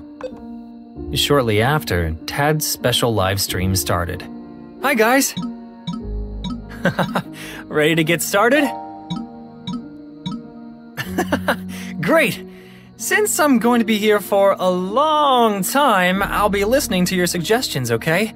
Video games, videos, anything you think I might like, tell me.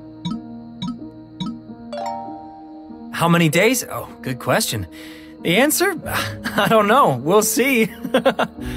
Well, I'll start playing... Suddenly, Tad put a stopwatch on the screen next to him, which would indicate the hours that had passed since the start of the challenge. The streamer did a lot of different things on that first day. The audience seemed to be having a good time. Suddenly, 9 hours had passed, which could be seen on the stopwatch. Tad started in the afternoon at 2 p.m., so it was pretty late. In fact, the streamer was noticeably tired. Guys, I think time has passed too quickly. Yeah, exactly. Time to sleep. I'm not even gonna bother to change my clothes. I'm exhausted. He got up. Next to the desk where his computer was, there was a sofa. It looked comfortable enough. Perhaps that was why Tad had decided he would sleep on it. The streamer took the blanket that was on the sofa, laid down, and covered himself with it. As the hours passed, I started to get tired. It was really late. So I decided to log into Discord where Lena was. Hi, Lena. Hey. We talked for a bit, but it wasn't much help as we were both sleepy. I was about to tell Lena to take her turn for sleep when something happened. Hey, Javi, did you see that? Time to pee, I guess. Ugh, so funny. Minutes passed and Tad still hadn't returned. He's taking a long time. Time to poop. Javier, stop it. Suddenly, I saw how the streamer came back into the room, but instead of going to the couch, he went to the computer. His gaze seemed lost. Pop! You mean poop? There was a small smile on Tad's face. Several seconds passed before he spoke again. Popcorn! After that, the streamer left the room. I don't get it. What's with that weird attitude? Tad is making a joke, Lena. Suddenly, a loud laugh was heard. Tad appeared as he came back into the room, but this time he had something in his hands. A can of beans. He tried to put it on the desk, but finally couldn't and it fell to the floor, making a noise. Wait, what just happened? Was that a can of beans? What the heck, Tad? The streamer continued to get closer to the camera and tried to speak. Dining! Huh? Suddenly, Tad made a big smile, but it slowly faded. He, with a lost gaze, looked directly at the camera while his mouth was slightly open. Isn't that enough? Why doesn't he stop? Well, that's the point. He wants to scare people. Well, don't you get it? I don't know. I mean, just look at him. Yes, of course he seemed a little weird, but that was a good technique to scare the audience. Tad stared at the camera for a few more minutes. At one point, he screamed. Ah! Since Lena got scared, I heard her scream. A good one, Tad. Meanwhile, Tad's face remained expressionless until he turned and started laughing as he left. What the hell, Tad? Even if it was weird, I was still having a good time. Soon, I saw Tad return with a glass in his hand. This time, he tried to place it on the ground, but again, he let go of it too soon, causing it to fall and break. Why the fuck are you laughing? He's gonna get hurt. Lena, don't you understand that it's a joke? How are you so sure?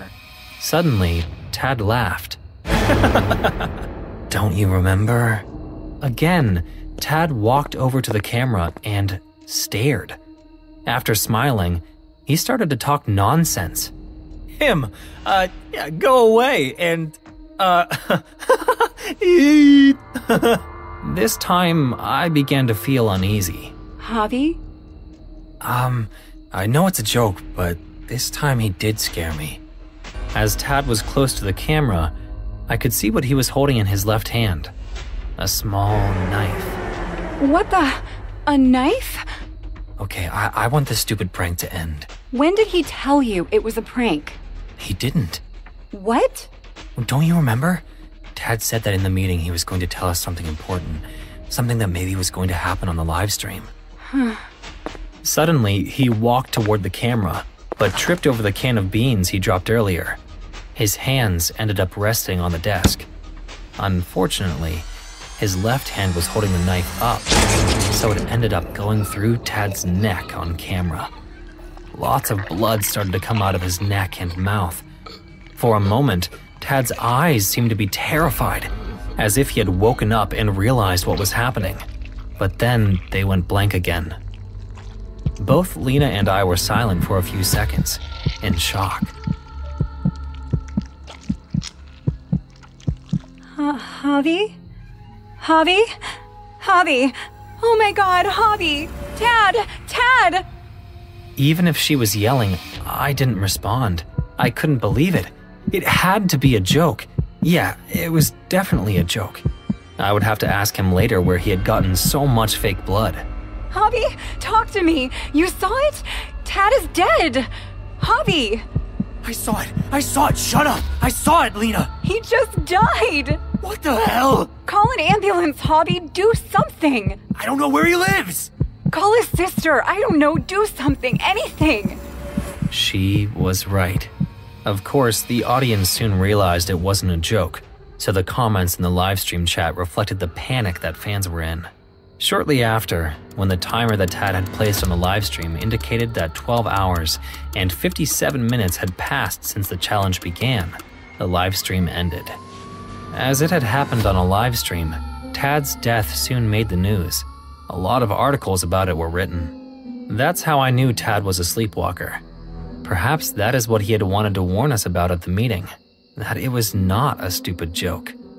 Of course, I felt like shit, as I couldn't help but think that I was partially to blame for his death. I was scrolling through my phone, checking jobs on Craigslist. After a tiresome search, I finally found one interesting gig. I clicked on it right away. The advertisement read, "Feeding the cats.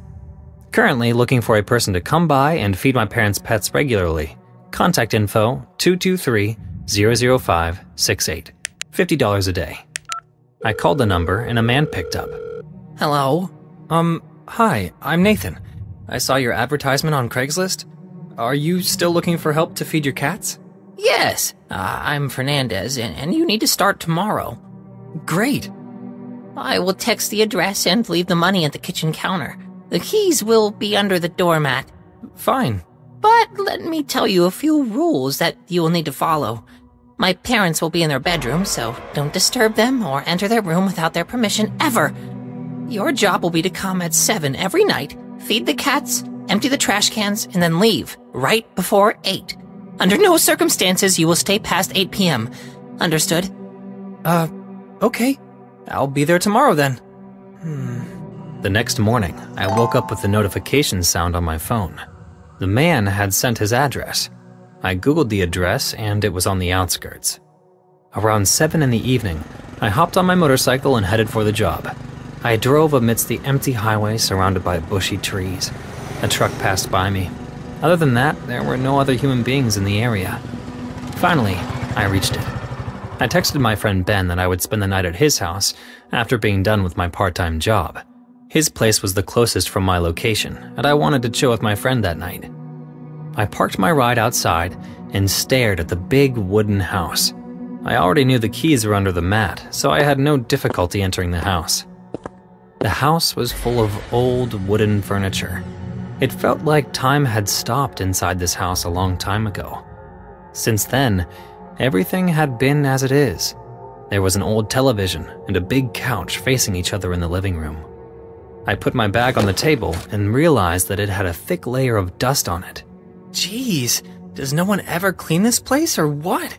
Just then, an old man coughed from the room to my left. The door was closed. It wasn't hard to guess that must be the owner's parents. Thinking the sooner the better, I went to the kitchen to finish my job and leave. The cat food was in the kitchen cabinet. I strolled to the backyard to feed the cats. 4 cats were treading on the backyard. Seeing me with food in my hand, they came running. Hey, kitty. Oh, you guys must be hungry. I placed the bowl on the ground and the cats jumped on the food right away. I was watching them eat when my eyes went to the big glass window facing the yard. A pale old woman wearing a stained white nightgown was standing in front of the window and watching me. It was the window of the owner's parents' bedroom. Thinking she was the old mother, I waved at her, but she didn't even smile, just kept staring at me without blinking. After a point, her stare started to creep me out, so I just headed for the exit. My job was done anyway. I was about to walk past the basement door when I heard scratching sounds on the other side of the door. Thinking maybe one cat was stuck in there, I opened the door, but except for the dark basement, I couldn't see anything. I left the house on my bike.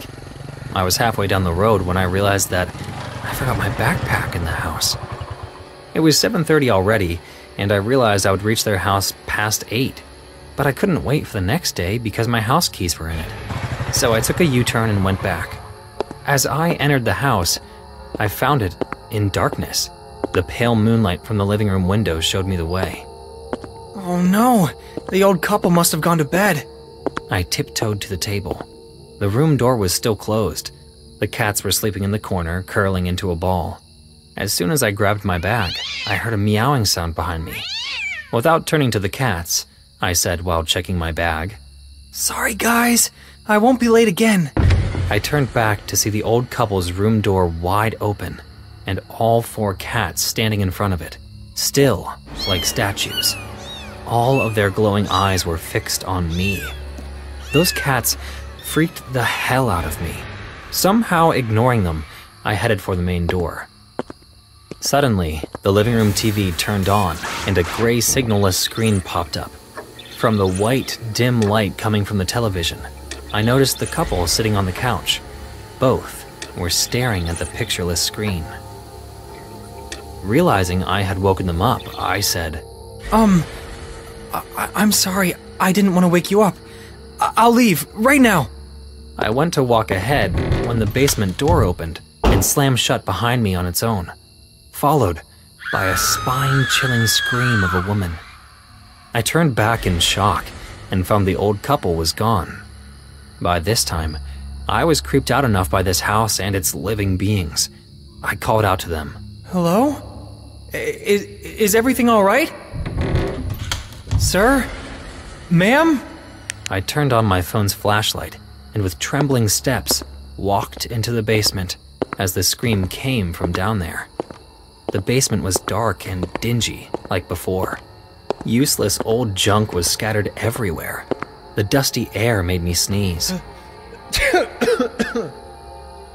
As I asked this, a woman's laughter took place in the basement, rushing a cold shiver down my spine.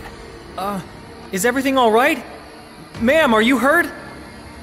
Ma'am, are you hurt? What the? Is anyone here? Someone breathed on my neck, and I turned back, screaming. Bloody hell! I looked around frantically, but saw no one. Out of frustration and fear, I yelled, Oh, I'm out of here! I started to go up when I noticed the door of the basement above. The old couple was now standing in my way, as if they had agreed to block my way intentionally. What I saw next will be forever imprinted on my memory.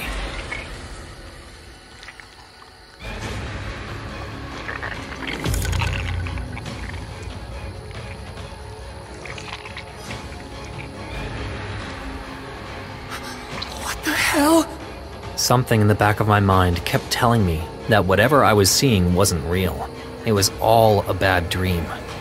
But suddenly their heads turned backwards, and their pale white eyeballs looked at me.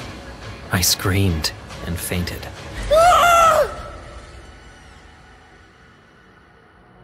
When I opened my eyes, I saw Ben sitting beside me. How are you feeling? Where am I? At the hospital. What about the old couple? Yeah, that was some crazy shit, man. When you didn't come back, I tried calling you, but you weren't picking up, so I freaked out and called 911. They traced your phone and found you in the basement of that weird house. Dude, why the hell were you going there? I told you, my part-time job. I had to feed their cats. Man, the cops found 3 dead bodies in the basement. How come you never got any hint? What? 2 cops entered the room and one of them asked, "How are you feeling now?" Did you find dead bodies in the basement? The cops exchanged a worried look, and then the other one said, Who told you to go there? Mr. Fernandez, the owner of the house. I contacted him after seeing his ad in Craigslist. Are you sure it was Mr. Fernandez? Well, that's what he said, officer. But why? Nathan, we found 3 dead bodies in the basement. An old man and an old woman, who seemed to be husband and wife, and also the parents of Mr. Fernandez. Well, then, who is the third person? Mr. Fernandez himself. What? We're not sure exactly what happened in the house. There's no way we could have talked to Mr. Fernandez. All 3 of them have been lying dead in the basement for, at least a month. I was so shocked and paranoid to hear all this that I couldn't help but ask them one thing. Then, who was paying me to feed the cats?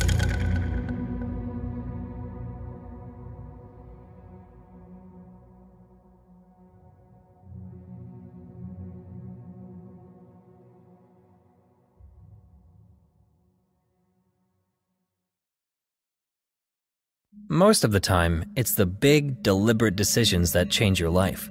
But sometimes, the smallest situations, those that you considered insignificant, end up having an impact you could have never imagined. When I was a teenager, I lived with my parents. Since they both worked, I usually stayed home alone until late. So they gave me money, either to buy food and prepare it or go out to eat somewhere. One afternoon, I decided to go eat at McDonald's, the closest fast food place to my home. As always, I walked to the restaurant. On this occasion, I was alone, but sometimes my friends accompanied me. The truth was that I didn't mind being without them, since I had gotten used to being alone. Once I got into that McDonald's, I realized that for some reason it was quite crowded, so the line to order was very long. Still, I decided to stay there and wait, since I wasn't really that hungry. I want a Big Mac combo, please. I heard people order their food while waiting. A McDouble with hash browns. But at some point, I got bored, so I took out my earbuds, connected them to my cell phone, and started listening to music on Spotify. Still, I was alert. After a few songs, it was finally the turn of the girl in front of me. As she started to order her food, I noticed something. Out of the corner of my eye, I saw a huge person stop right next to me, on the left side of the line. But I didn't really care. Hey, you, boy. Since I wasn't paying attention and was listening to music, I didn't hear the man. I'm talking to you, kid. This time he spoke louder, so I took off my left earbud and turned my head to see him. Huh? The person was a tall man, overweight but with arms that seemed strong. His beard was long and unkempt, as was his appearance. The man looked at me for a moment and then demanded, Move! What? I told you to move! It's my turn, sir. I don't care, boy. Don't you understand? Move, or I'll move you. I stood there, still, for a few seconds. A bad feeling began to grow inside me, as I realized the man's fists had tightened. Was he trying to threaten me? Why me? Just because I was a teenager? No. Wait your turn like everyone else. I won't let you take mine. I'm hungry. Suddenly, the man grabbed one of my arms tightly and moved closer to me. If you don't move, I'm gonna rip your guts out, kid. His breath smelled so horrible that I wanted to pull away immediately, but he wouldn't let me as he held me tighter. I could even feel his nails hurting me. Being close to the man, I could see his rotten teeth, as well as the remains of food in his beard. It was disgusting. Was I clear? His eyes, which had red veins, were wide open. What the heck? At this point, I couldn't help but be scared. It sounded like the man was really going to do what he said, just because of me not letting him cut in line. Sir, what are you doing? I turned my head to see who had spoken, the cashier. Finally, my turn. Aren't you ashamed of taking so long? The man let go of me, so I could see what he had done to my arm. It was red and had purple marks where his fingernails had been. Excuse me, sir, but I think it was the boy's turn. It wasn't, was it? I want a Big Mac combo. Of course, I wasn't going to let that man get what he wanted after he hurt me. Okay. And sir, please don't try to cut in line again. Fucking kidding. The man turned and, passing me by, said, Piece of shit. I ignored him, paid for the food, and waited for it to be ready. Once the order was handed to me, I went to sit down. Already very hungry, I grabbed the Big Mac and started eating, but I couldn't help feeling a sense of discomfort. When I looked in front of me, I realized why. That man was staring at me. He didn't seem noticeably upset, but the look on his face, it seemed as if he was going to lose control any second. I felt a chill run down my spine. I couldn't continue eating like that, so I sat on the chair in front of me. That way the man could no longer see me directly. I continued eating quietly until, suddenly, some complaints began to be heard. This is not what I ordered! It was that man's voice. I'm sorry, sir. Sorry? You did it on purpose, bitch! You did it because I tried to cut in line, didn't you? You fucking whore! Unsettled, I turned around to see what was happening. All because of that piece of shit? The man was pointing at me. Sir, we won't tolerate insults. Oh, so now this is a goddamn church. Fucking bitch, I should beat the shit out of you. Get out of here. I didn't want this shit anyway. The man threw his burger at the woman and then walked out of the McDonald's. Almost immediately, people started whispering about what had happened. I looked at the cashier, who was being helped by one of her coworkers. I am glad he left. He was out of control. Did you hear him? That's when I realized that I was hyperventilating. I was terrified, and it hadn't even happened to me. But just thinking about the threats the man had told me. Uneasy, I finished my burger. It was 5:32 p.m. when I left the place, so it was already beginning to get dark. I started to walk in the direction of my house, but soon I began to hear footsteps behind me. You took your time, kid. When I heard the voice, I stood still, frozen like a statue. It was that man again. Did you enjoy your food? My heart was beating fast. He was totally out of his mind. Had he really waited for me? I didn't. Because of you, little piece of shit. I started hyperventilating again. My vision became blurry. I was terrified. Are you scared, fucking kid? Suddenly, a strong punch to my back made me fall. The next thing I knew, that man had turned me around and was starting to hit me. I told you, didn't I? I'm gonna rip your fucking guts out.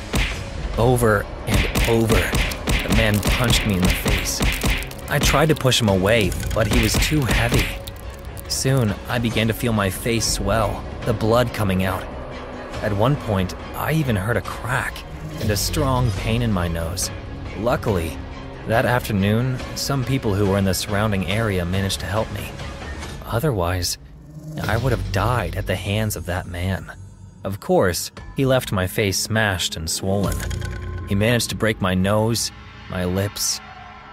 That was a key point in my life, because I realized that there are brutal, uncontrollable people out there. Motels are creepy places by nature. I always get a bad vibe when staying in an unfamiliar place, usually in the middle of nowhere and very poorly kept. Obviously, I know there are nice and very well located motels, but to tell you the truth, they're in the minority. Anyway, one of the reasons I loathe motels so much is because I spent the worst night of my life in one of them. That night I had met Clark, my Tinder date, with whom I had spent the night at a bar, and we had had a few too many drinks. Clark took me to a sleazy motel to end the night. The room was clean, but looked quite rustic. It had an old television attached to the wall, pointing to a double bed. To the side, there was a bathroom, and next to the bed, a piece of furniture with a bedside table. Interesting choice of place to spend the night, Clark. If you ran out of money, you would have agreed to let me pay for half of the dinner. Ouch. You should appreciate places like this. You must admit they have their charm. I have no doubt about that. I'm sure many serial killers see the charm. Is that why you brought me here? Are you going to murder me? I'm sorry, but that was always the plan. He said, with a slow and seductive tone as we got face to face. But I can assure you, it will be worth it. I guess I can put that in my epitaph. As soon as I said that, we started kissing and threw ourselves onto the bed without stopping at any point. After a few minutes, both of us were on the bed, under the sheets. We were not fully undressed yet, but we were in our underwear, kissing. Suddenly, I heard a vibration, and I stopped kissing Clark. I think they're calling you. My phone is out of battery. Ignore them. I'm sure they're just from work. Oh, okay. As soon as we got close to kissing again, we heard knocks on the door. There was someone behind our door. Wow, really? For fuck's sake. Maybe it's someone lost or the owner of the motel. Let's ignore him. As if in response to this, the person knocked harder. Okay, I had it. I'm gonna see what the hell they want. Clark grabbed his pants and opened the door violently. Behind it, there was a long-haired man. He was wearing a black overcoat with a hood that he pulled down to speak. Hello, I'm sorry to bother you. Is this a bad time? The man spoke in a subtle, relaxed, almost innocent voice. At all times he was smiling, but slightly, nothing too exaggerated. Yes, what do you want? I was walking by the rooms and I heard you. I thought I could come and say hello. What? Who the fuck are you? God. He said very slowly and creeped me out. Clark was also scared and took a few steps back, unable to react to what was happening. Then his cell phone rang again, which took him by surprise and caused him to turn around for a second. During that small moment, the man pulled out a bag and started choking him with all his might. I got up in my underwear and broke a glass over the man's head. Surprised, he realized Clark had taken the bag from his head. As soon as he did that, he saw the man coming at him with a knife and managed to dodge it, but got a big cut on his arm. Seeing his wound, Clark ran out of the room in desperation. The man just watched him go. He didn't look angry. He was disappointed. He then turned his head around and saw me, terrified. Oh, am I blocking your exit? I'm sorry. You can go. He then stepped aside, still holding the knife tightly in his hand. Drop the knife and get out of here. Close the door on your way out. I'm sorry. I can't do that. The man closed the door and stared at me with a somewhat sad face. That face only lasted a few seconds, since he instantly showed me his innocent smile again. You said I could leave. Get away from me. The man started to move, and I walked back even faster. I saw Clark's cell phone on the bedside table, and I backed away to grab it. Then I ran desperately to the bathroom. As I entered, I locked the door from the inside. The creepy man didn't run at any point. He just walked calmly toward me. In a panic, I tried to make a call, but the cell phone had a password. Fuck. On the other side of the bathroom, the man was banging on the door. Excuse me, could I come in? Why are you doing this to me? Leave me alone. Hey, you look angry. Is everything okay? Are you making fun of me? What the hell is your problem? This is for trying to kill you, isn't it? I'm sorry. It's not my fault. He made me do it. What the hell are you talking about? Who's making you kill me? God. He is here with me. I understand you can't see him, but rest assured, in a very short time, you too will see heaven. Listen to me. I am a religious woman. I go to church every Sunday. This is not right. Killing is wrong. Do you understand? Hey, stop crying. This is a good thing. I'm doing it for you. I know, but he will forgive me. This is a part of something much bigger. It is the divine will. You should not resist. Do it for him. I feel that you understand me. We are forming a good bond. You shouldn't be so afraid. When you told me to go, were you really going to let me leave? Tell me the fucking truth.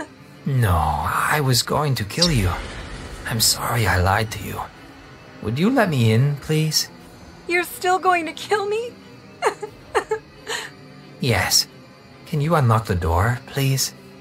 Still crying, I just ignored him, and he kept patiently knocking on the door. A few seconds later, the phone rang again, and I answered quickly. Please, I need help. I'm trapped in a motel and a man wants to kill me. Please, call 911. What? Who are you? Where is Clark? Clark and I were on a date. We were at a motel and suddenly a man came in. He managed to escape, but I'm locked in the bathroom. The man is outside. Please send someone quickly. What? You bitch! Clark is my husband. Fuck. I'm sorry, okay? I swear I didn't know. I met him on the internet. I swear he told me he was single. Please, I don't want to die. Send someone. Clark's phone is blocked. Please, you have to believe me. I would never date a married man. Hello? Hello? Fuck, I know you're telling the truth. It's not the first time the bastard has done this. Listen, I don't know his password, but I'll call the police, okay? Thank you. Thank you. You have no idea how much I appreciate it. Thank you. The hotel where you are, does it have red doors and green windows? Yeah, how did you know that? This fucking son of a bitch. I know where you are. Stay there. I'll send help as soon as possible. Thank you. And honey, if in the future this happens to you again, you don't need to unlock a cell phone to call 911. After saying this, the woman ended the call. To my surprise, the man had stopped knocking on the door as soon as the call began. They're already contacting the police. They're coming right now. Please go away. On the other side of the door, I heard nothing. Are you still there? I didn't hear anything behind the door, but I wasn't going to take my chances and run away, so I just sat and waited for the police. We spent several minutes in silence. I could wait for hours, as long as someone was coming to rescue me. I thought about calling the police on my own. What if the girl hadn't done it? I turned the phone back on, but I heard voices coming from nearby. This is the only room I rented. They have to be here. Yes, there's more blood in here. Thank you, sir. Now go back and lock yourself in. You may be in danger here. From the way they were talking, I quickly assumed it was the police and the motel owner, so I yelled as loud as I could. I'm here! I'm here! Help! I heard many footsteps running in my direction, and in desperation, I took a chance and opened the door. As I did so, I feared that the voices were friends of the killer or other people who would want to harm me, but all of those doubts vanished when I saw the two uniformed men waiting for me. In tears, I hugged one of them, but when I raised my head, I saw him again. The man was standing at the end of the room in a blind spot for the policeman who had rushed in and didn't see him. He was unclothed, only in his boxers. His body was covered in the blood that fell from Clark's wound, and he was just standing there with a smile on his face and the knife in his hand. I walked away from the officers. The man who tried to kill me! Behind you! Both cops turned around in surprise, and in front of them, the man quickly walked toward the officers with the knife raised. Sir, stop right now, or we will shoot. When the man came even closer, both policemen shot him, and he fell to the floor. After being shot 3 times in the chest, the man, who was still smiling, stood up again, as if he felt nothing, and lunged at one of the policemen. Before he could stab him, his partner acted quickly and shot him again. But now, in the head, the man instantly died. A few minutes later, the ambulance and 2 other police cars had arrived. I was outside getting some air with a blanket over my body, waiting for the cops to take me away from the motel. As I watched the ambulance carry away the man's covered body, one of the policemen approached. Apparently, we found your date. He's safe. He ran down the road shirtless like a madman all night. Looks like he'll have a funny story to calm the waters with his wife. You alright, miss? A little better. He's dead, isn't he? Yes, they put him in an ambulance. He won't bother you anymore.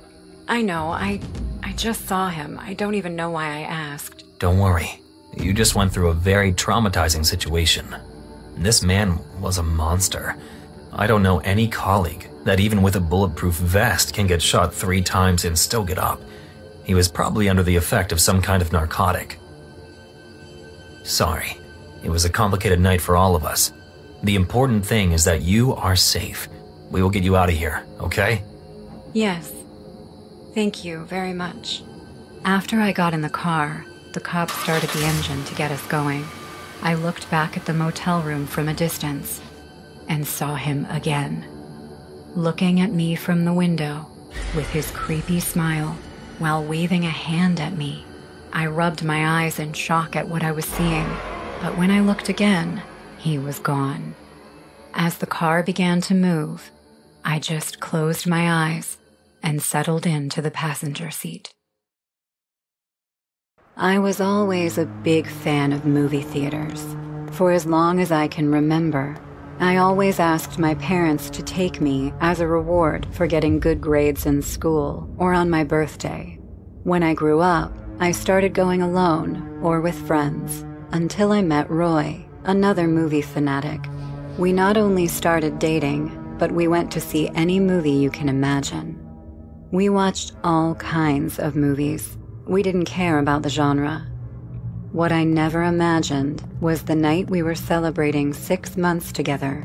We went to see a superhero movie and ended up watching the worst horror movie of our lives. Remind me one more time what we're doing in this crappy movie theater. Hey, we have to support the small cinemas, otherwise they're gonna disappear. So it's because you didn't want to spend a lot of money, right? This wouldn't have happened if you hadn't insisted that I don't pay anything. You still have time to change your mind, you know. Look, Tina, it's not about the money. I'm just more comfortable going to a less crowded place. I don't like the big theaters. They're so full of people. Okay, you may be right about that. I rolled my eyes as I said that, but he was right. Besides, only here you can see the old movies. Where else would we find a movie from last year? Okay, I told you you had already convinced me. You can rest your case now, Your Honor. You'll see. You won't regret it. Hello, do you accept credit cards? The movie went normally. It wasn't the best movie we had ever seen, but it was okay. Who didn't think so was Roy, who left the theater a little angry. What did you think? To tell you the truth, I didn't like it. The story was really bad. It had so many plot holes.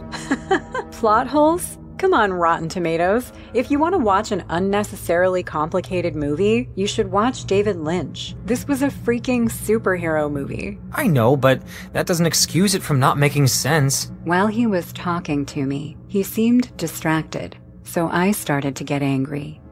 I'll settle for some good special effects and muscular men fighting. Hey, are you paying attention? You're not even looking at me. What?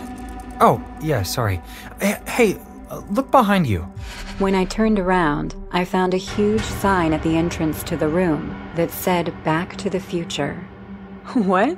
What's this old movie doing here? We have to go in. Oh no, we are not doing that. Oh, please, it's my favorite movie of all time. I never imagined I'd be able to see it in the theater. He started begging me out loud, and to be honest, I was a little embarrassed. I don't know. I've never liked sneaking in. It makes me kind of nervous. Oh, please. No one has asked us for a ticket for the last movie. Also, look, the place doesn't have any guards. Okay, let's go. Yes, he said in a low voice, celebrating. Okay, let's take advantage now that there's no one around. We both entered the room. Roy was euphoric, but I remained uneasy, looking around to confirm that no one was watching us.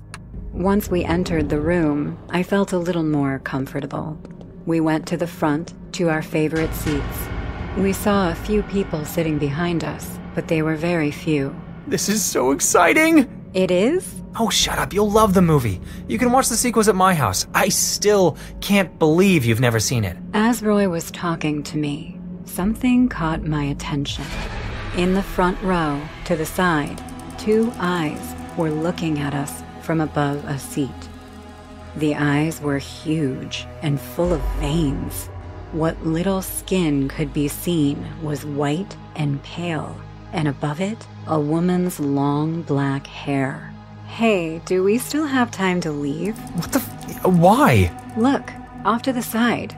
There's a strange woman looking at me. I pointed out to Roy where the girl was, while I also turned my head in her direction. Where? I don't see anything. What? She was just there, I swear it. Roy relaxed in the seat, laughing, but then his body tensed up and his look became serious. It's not that girl, is it? On the opposite side from where I had pointed, the same girl was watching us. How the hell did she get over there so fast? I swear it took me 2 damn seconds to lose sight of her. Wow, she's really got her eyes on us. What are you waiting for? Do something. What the hell do you want me to do? Kick her ass? No, just ignore her. Don't let her ruin the movie for you. You think I'm gonna watch a movie while this fucking creepypasta psychopath is watching me? Yes? Fuck, where is she now? The girl disappeared from her seat again, and I looked for her desperately with my eyes. Okay, I admit it. I'm starting to get uncomfortable myself. We'd better go. Thank you. As I lowered my head to look for my bag, the woman's face was peeking out from under the seat in front of mine. I screamed and jumped back, terrified. I tried to stand up and leave, but the woman grabbed my foot with her long, wrinkled fingers and bit my ankle. Ah, Roy! Roy, help me! Terrified, Roy kicked the woman, but she didn't react and just kept eating my foot. Help! Somebody help us! The entire audience was watching us, but no one moved from their seats or cared about what was happening. Roy jumped into the front seat to grab the woman, but to his surprise, there was no one there. What? Oh, this doesn't make any sense! Get away! Leave me alone! I screamed in pain and cried as I kicked the woman's head with my other foot. Suddenly, the woman released my foot and backed away, disappearing into the seat. Roy helped me run, and we both tried to escape together. All the people seated stood up and stared at us with wide eyes. We ran in terror, shouting, "Help! Help!" And as we did that, we saw the woman behind us. Her body now was visible. Her skin was pale, and she was in a white dress. Her hair covered most of her face, and we couldn't see her mouth. The woman ran on all fours at high speed, as if she were some kind of animal. Quick, Roy! She's catching up with us! We got to the door, and when we opened it, we escaped, and Roy slammed it in the woman's face. We took a few steps, crying, and an employee ran to help us. Call 911! I'm hurt! Madam, that looks really deep. What happened to you? A woman from the back room attacked us. She almost killed us. You have to call the police now. You mean that room behind you? When we turned, not only did the room not have a Back to the Future sign, but it was sealed with cement. How is that possible? We were just there. Listen, you didn't have to be there or have seen that. Don't look for answers because there aren't any. Just make up a good excuse for the ambulance because they will think you are drugged. What did we see? This theater has a dark past, and in that room, a girl was killed in the middle of a Back to the Future screening. They closed it for a while, but when they were cleaning it to reopen it, the employers started to see strange things, and after some accidents, they had to close it again. Honestly, I didn't work here yet. How is this place still open? We can't close this place. Many of us depend on it to bring food to our homes. You let this happen? Just because of that? If we leave and this theater is abandoned, people will come in anyway. Now, mind your own business and don't ask any questions, understand? I'm saying this for you. Now let's go ahead and get away from here. The 3 of us walked to the lobby, helped by the other 2 men. I turned my neck to take one last look at the movie theater, and as I did so, I saw the door once again open, and from the darkness, the woman peeking out, spying on us.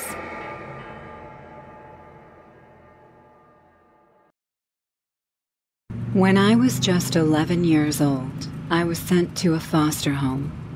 At that time, I was very thin and pale due to the way I had lived the last few months. I had been neglected and mistreated by my own mother. The constant abuse had caused me to hardly be able to sleep at night. As my life had been horrible, I felt scared of being taken to another house. If my own family treated me badly, how would people I didn't even know do it?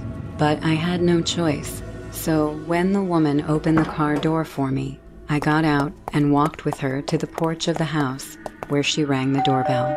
When footsteps were heard coming from the other side of the door, I immediately felt much more nervous. Soon, I saw a woman in her 30s with short black hair and brown eyes opening the front door of the house. She smiled when she saw me. Paul, she arrived. Come here, bring the kids. It seemed like they were a big family, which scared me. In an attempt to calm down, I hugged myself. Then the woman turned to see us again. Hi, Ciara. She seemed pretty happy. My name is Christina. I'm very happy to have you here. Christina looked at me with a smile that seemed genuine for a few more seconds before stepping aside to let us pass. Please, come in. A few minutes later, Christina, the woman who brought me, and I were in the living room of the house. As I was saying, we're very happy to have Ciara here. You see, Suddenly, through the open door of the living room, 4 people entered. A man, 2 girls, and a boy. The man smiled. Good morning. He landed his gaze on me. You must be Ciara. It's nice to have another little princess in the house. Although the man's words sounded sincere, I just looked at him nervously. Let me introduce them to you, Ciara. Christina pointed at the man. This is Paul, my husband. Then the woman pointed to the taller girl. She is the kind Kelly. After that, she pointed to the other girl. And she is the sweet Haley. They're sisters. Paul and I are looking out for them, just like we will for you, Ciara. Kelly smiled. Hello, Ciara. Meanwhile, Haley waved at me. She seemed nervous. Perhaps she was a shy girl. In response, I made a small smile and waved at them, but my little joy vanished as soon as I saw the boy, who stared at me expressionlessly for a few seconds until a big smile spread across his face. After the woman who brought me left, Christine started showing me around the house. It's here. She stopped in front of a door, so I did the same. When the woman opened it, I couldn't have been more surprised, since the bedroom was bigger and nicer than I could have imagined. This will be your bedroom. As you can see, you'll have to share it with Kelly and Haley. Is that okay? Yes. Yes, Mrs. Brown. Thank you. You're welcome. Now, Christina turned to go back the way we came, but suddenly stopped and was interrupted as her son was there, watching us. Oh, hello, darling. The boy looked at his mother with an expressionless face. Joshua? I couldn't help but get nervous and uncomfortable with his presence. Do you need to tell me something? Soon, the boy's gaze focused on me.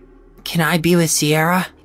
I didn't understand why he suddenly wanted to be with me, and neither did Christina, as she raised an eyebrow in confusion, but then smiled again. Sure, while I cook her something. Joshua's mom walked away from the 2 of us, so we were face to face, looking at each other. Have fun. I didn't know what to say, so I just kept quiet. Aren't you going to say anything? For some reason, his question struck me as threatening. Hi. Suddenly, the boy smiled, mischievously. My parents' bedroom is on the 1st floor, you know. He pointed to the door next to my bedroom. That's my dad's office. Then, Joshua pointed to the end of the hall, in the opposite direction his mom had gone. It seemed like he just wanted to show me around, but then, why was he acting so strange? And that... I turned and looked at what he was pointing at. It's my bedroom.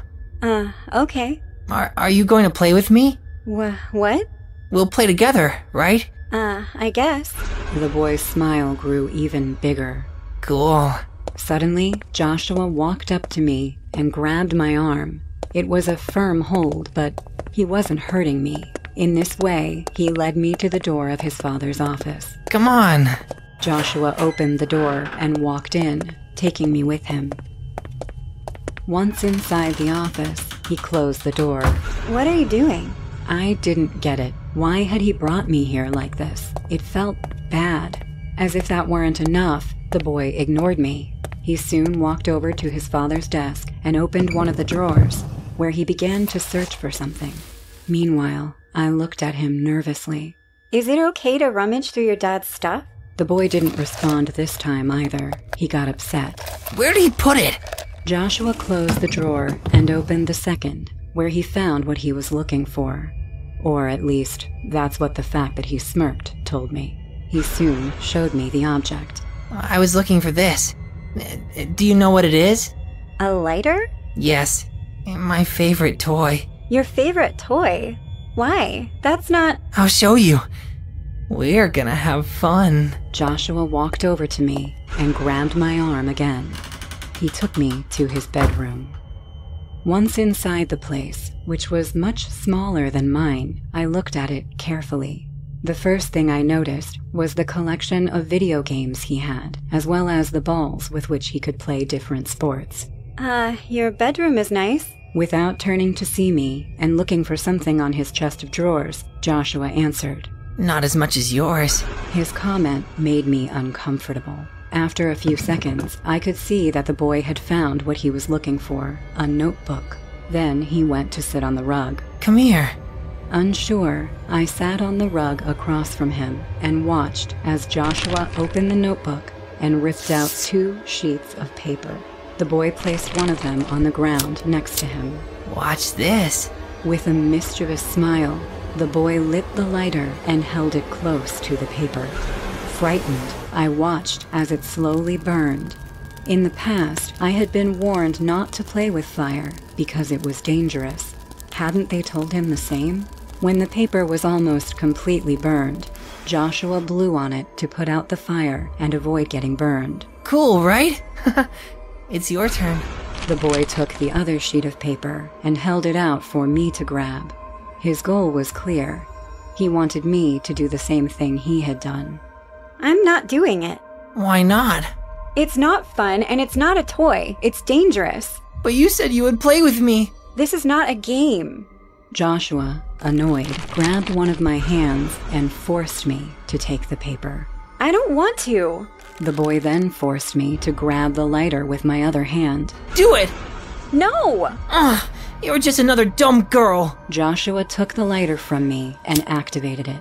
Then he brought it closer to my hand. Soon I felt a heat so strong that my skin could not bear it. He had burned me. Ouch! I dropped the paper and stepped away. He had done it on purpose. You're bad! His eyes filled with anger. If you tell this to my parents, I'll make them hate you. Understand? They'll kick you out of the house and you'll rot outside. His threat caused my eyes to fill with tears. Okay. At that moment, it was heard. Ciara, where are you? The food is ready. After I ate, Christina told me that I should go rest, so I walked to my new bedroom. When I got close to it, I realized that it was open. Kelly and Haley were playing in there. Nervous, I stood in the doorway. Would they treat me like Joshua? Soon, Kelly saw me. Hey, don't be scared. This is your bedroom too, remember? Come here and play with us. I didn't approach them. We won't hurt you, Ciara. In the end, I sighed and walked over to the sisters. After all, I couldn't avoid them forever. Once close to them, Kelly looked at me with concern. You know, Joshua is a bit weird. You shouldn't play with him. He can hurt you. What she didn't know was that he had already hurt me. Or maybe she told me that because she suspected it. Fortunately, the girls accepted me better than I could have imagined. In fact, we soon became very good friends. We did everything together. The 3 of us had a lot of fun, and for some reason, Joshua never came near us. But one night, a light in my eyes woke me up. The moment I realized who was in front of me, I panicked. Joshua was standing next to me with a paper torch in his hand and an expressionless face. What are you doing? Stupid girl. You come to my house and you ignore me? You don't even play with me? You're useless, like Kelly and Haley. You don't deserve to be here. I should... Joshua, what are you doing? If you don't leave now, I'll tell your parents. The boy looked at me for a few seconds, in which I remained frozen like a statue. Stupid Kelly. Once he was heard closing the door, Kelly spoke again. What's wrong with him? I'm sorry, Ciara. After that, the days passed until one in which Christina and Paul were notified of something important. Kelly and Haley could return to their father. That made me sad, but I was also happy for them, as they were excited to be back with him, who had been unable to care for them due to health issues. When it was time for the sisters to leave, we said goodbye to them on the porch of the house. I hugged Haley first, and then it was Kelly's turn. Bye-bye, Ciara. Bye, Kelly. Goodbye, girls. We were very happy to have you here. Always remember that you are amazing girls. Thank you, Mrs. Brown. We will always remember you girls. We'll remember you too, Mr. Brown. Sadly, I watched the two girls approach the car that was waiting for them. A few days later, one afternoon, while I was playing alone in my bedroom, I heard someone slowly open the door. The person soon entered the room and closed it. When I turned around, I saw Joshua, but since I wasn't at all interested in even talking to him, I turned around again and continued having fun with my toys. What do you want? There are no other kids here, so let's play together. I can play alone. You have to play with me. I won't do it. I'm not playing with you. It doesn't matter if there are other children to play with or not. I don't want to, and I won't do it. You're weird and you hurt me, so don't bother me. I'm not scared of you anymore. Really? Okay. I thought he would go, but I was wrong. Joshua quickly walked over to me and grabbed my hair. Ouch! What are you doing? Let go! I tried to get the boy to let go of me, but my hair was so long that I couldn't reach his hand. You come to my house, you eat my food, you steal my parents' attention, and you dare to treat me like this. You're a useless rat. You shouldn't be here. But you know what? I'll take care of getting you out. What? A bad feeling came over me. I will play with you. It'll be very fun. Burn, Ciara. Unfortunately, I realized what he had done once it was too late. The fire spread through my hair so fast that it soon reached my skull. I will never forget the pain of the fire melting my skin, nor the screams of suffering that came from my throat. I ended the paragraph by writing, "So I was in the hospital for many months. It's been quite difficult since then." Writing my experience on Reddit had felt good, especially since I knew that people who had been through similar situations would relate. It is always good to know that there is someone who understands you, especially having a trauma that has left such a big physical and mental scar. When I was 16, I got my first job. At first, I was excited. I told myself many times how lucky I was to be hired so easily. But when my first day of work came around, I was so nervous that my mom offered to give me a ride in her car. Maybe she thought that talking to me would calm me down, but the truth was, it wasn't working. Are you listening, Bethy? I remember that question snapped me out of my thoughts. Soon, I turned to my mother before answering. Sorry, Mom. I'm a bit worried. Mom turned to look at me for a few seconds. She seemed to have an understanding smile on her face. Then she turned to look at the street while she told me, "You'll do fine, honey. There's nothing to worry about. Daisy will like you." What if not? Relax. Haven't you taken care of your little brother? You have experience. Besides, you are a responsible and fun girl. You'll do just fine. She just lost her dad, Mom. Mom sighed. She's just a little girl, Beth. For her, everything seemed to be so simple that I couldn't help but feel misunderstood and annoyed. That's exactly why I'm nervous, Mom. I'm sure you'll know how to handle it. You'll know what to do. What if not? My mom looked at me again for a few seconds. Is this all about college? She had discovered me.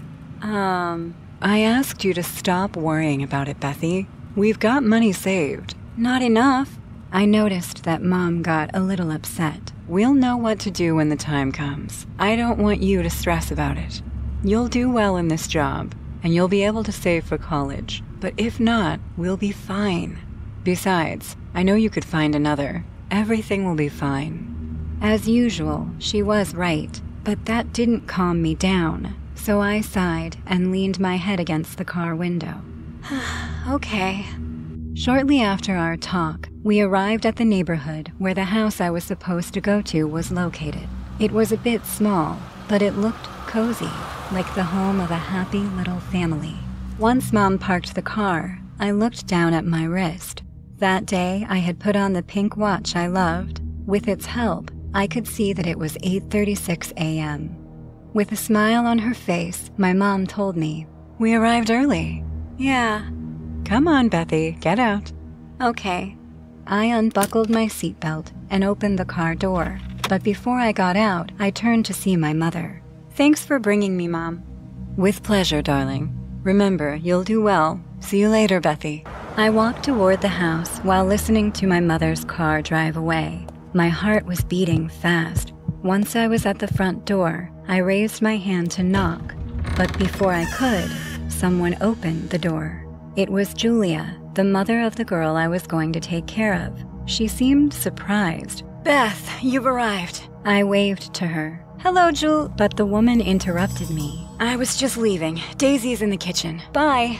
I stood there in the doorway of the house, watching Julia walk away.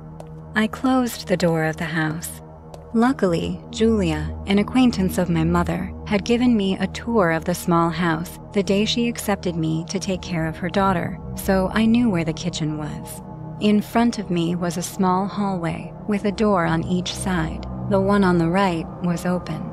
After sighing, since I was still nervous, I entered the room to the right, which was a dining room. At the end of it was a doorless archway that led into the kitchen. Once I crossed it, I saw Daisy, a 6-year-old girl with long blonde hair and green eyes like Julia's. She was trying to pour orange juice into a small plastic cup. "Hi, Daisy." The girl turned and looked at me for a few seconds, so I waited anxiously for a response, but without answering, she turned to continue trying to pour juice. That made me even more nervous than I already was.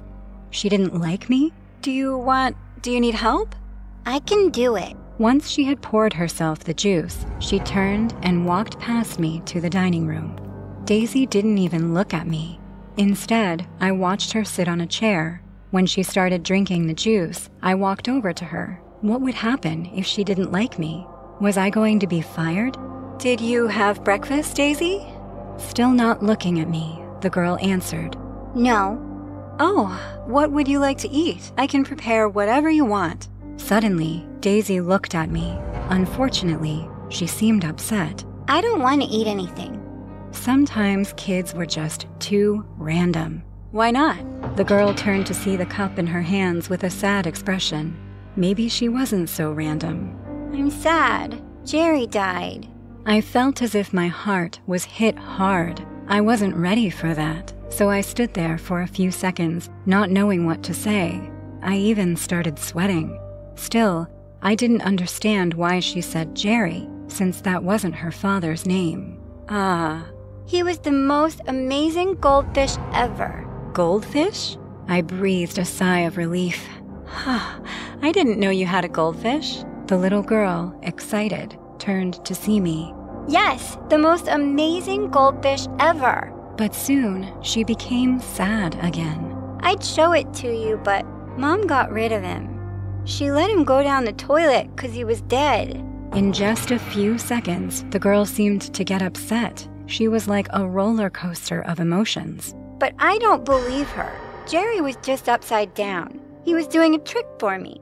I didn't know if it was the best decision, but I decided to explain the situation to her. Perhaps her mother hadn't had time to do it.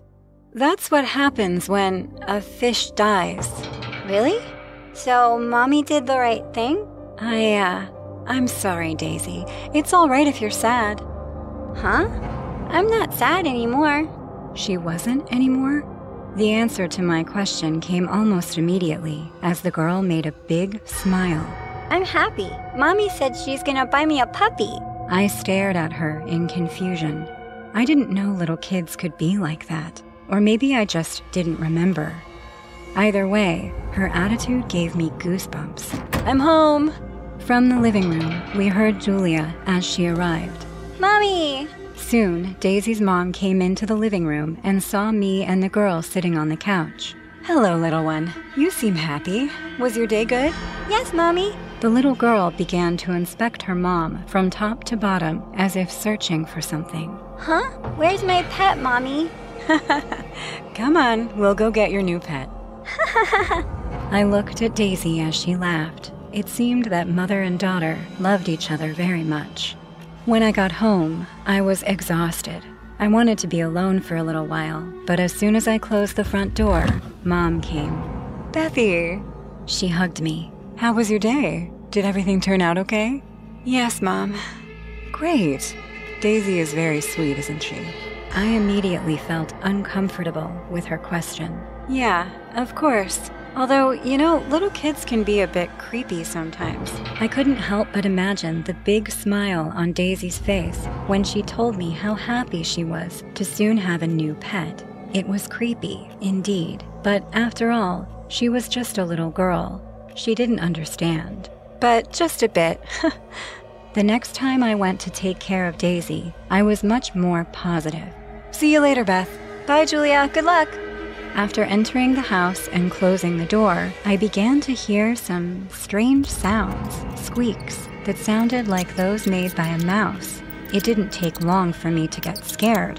Was there a mouse in this house? Since it could be dangerous for Daisy, I ran toward the living room where the sound was coming from. I couldn't have imagined what was happening. Daisy, what are you doing? The girl was sitting on the sofa with a hamster in her hands. She was pressing them so hard that the animal was desperately trying to get free. Next to Daisy was a hamster cage from which she had taken the pet. The girl just smiled at me when she saw me, as if nothing was happening. Hi, Beth. Concerned, I quickly went over to her and tried to take the animal away, but Daisy brushed my hands away. She's mine.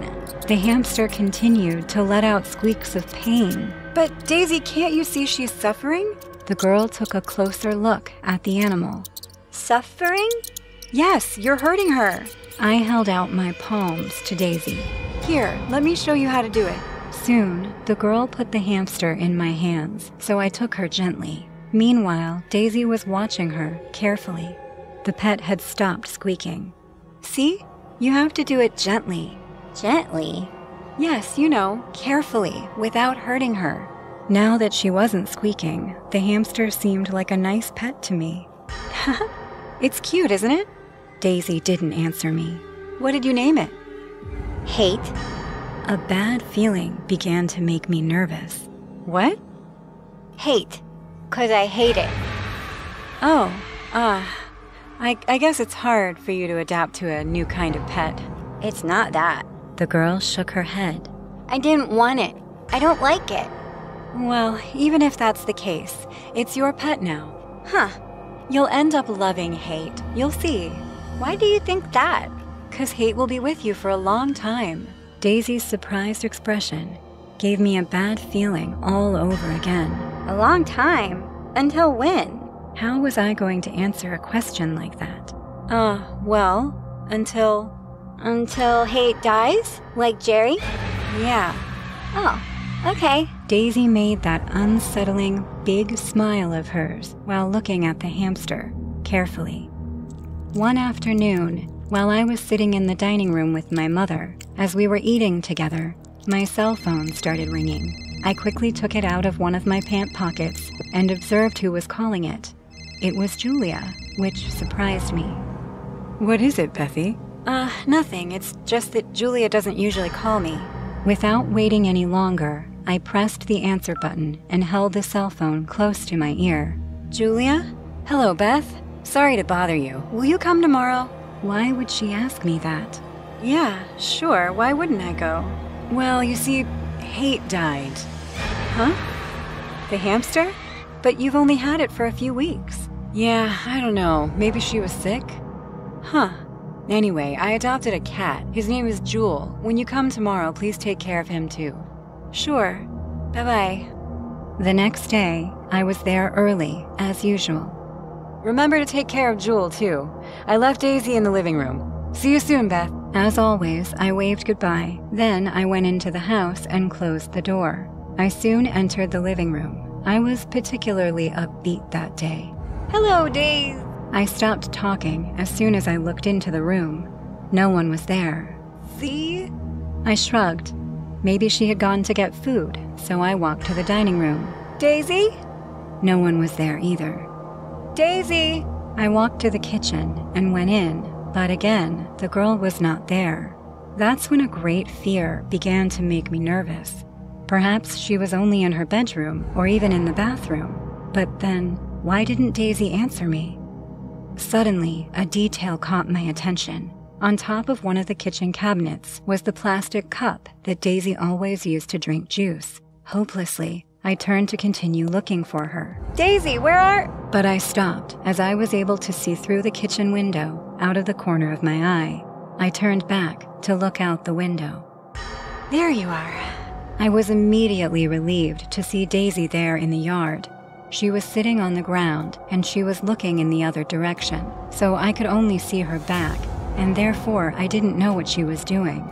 Still, I smiled and walked out a door on the left side of the kitchen, which led to the backyard. I approached the girl, who still had her back to me. I soon noticed that Daisy was moving as if she was doing something with her hands. Daisy, here you are. What are you... Beth?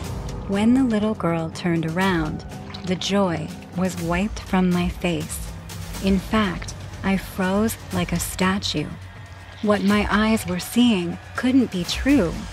Daisy, who was already on her feet, was covered in blood. Her hands, her face, and her clothes, all of her had splashes of the red liquid. At first, I panicked because I thought she was hurt, but then I saw the rest of the details. In her right hand was a knife, and near her feet on the ground was the corpse of a cat with guts and blood. What did you do? Daisy smiled, which made a lump form in my throat. Jewel is dead now. Like Hate, like Jerry, and like Daddy. I watched her in silence. You were right. If they die, a new pet will arrive. Soon, Mommy will bring me a puppy. Sweat began to run down my face. I called Julia. The girl and I waited for her in the living room. Daisy sitting on the couch, still covered in blood, and me standing away from her. Oh my! She approached her daughter. What happened? And why haven't you cleaned her? I'm not going to touch her. Julia turned to see me. Excuse me? I'm not going to touch a monster. What? She is a monster. She killed that cat on purpose. Just look at her. She doesn't... Julia looked at her daughter for a few moments and then back at me. She doesn't know what she did. She does. How dare you treat her like this? You know what, Beth? Get out of here. You're fired. That shocked me for a few seconds. Of course she was going to fire me, but really? Was she justifying the fact that her daughter killed an animal? It didn't matter if she was a girl. That was murder. In the end, knowing that she was not going to admit what her daughter did, I left the house. Outside the house, parked, I saw my mother's car. I had asked her to come for me. Still in shock, I got in. She seemed worried. What happened, Beth? I couldn't answer. Beth? I couldn't even blink, and there was a lump in my throat. How could I explain everything to my mom? The only thing I could think of was how desperately I wanted that girl to not have any more pets. Beth, what happened? God, I didn't cheat on her. I was too drunk to realize anything that night. I think you should tell her, Jeremy. Are you insane? Samara will be shattered.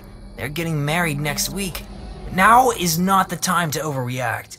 Overreact? He slept with another girl a week before his wedding. I don't care whether he was drunk or hypnotized. Come on, Susie. It's only for a week. I'll tell her everything after we get married. And how is that fair, Jeremy? I had known Jeremy for a while now. I was so happy about him marrying my best friend until he messed it up. I waited under a light post at the sidewalk. Jeremy kept defending himself, how kissing is not cheating.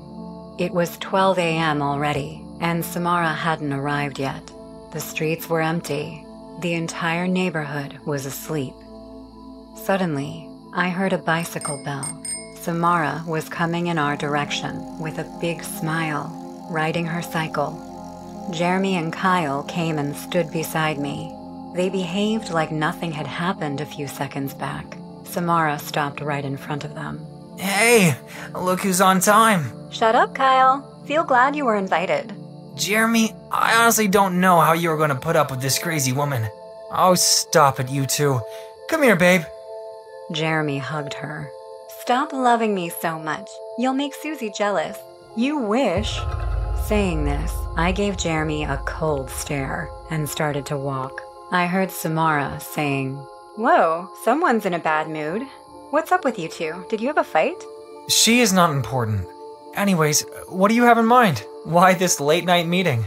Listen, everyone. As you all know, my family is quite rich, and my dad just bought 75% of this town. So I now have full access to all of our property. That is, the town. Crazy rich people. Shut up, Kyle. So, as I was saying, we can go anywhere we want. I was thinking we could check out the Blue Jasmine. What do you think? Oh, God. Why do you want to step into an abandoned movie theater in the middle of the night? Why? Are you scared of ghosts, little Kyle?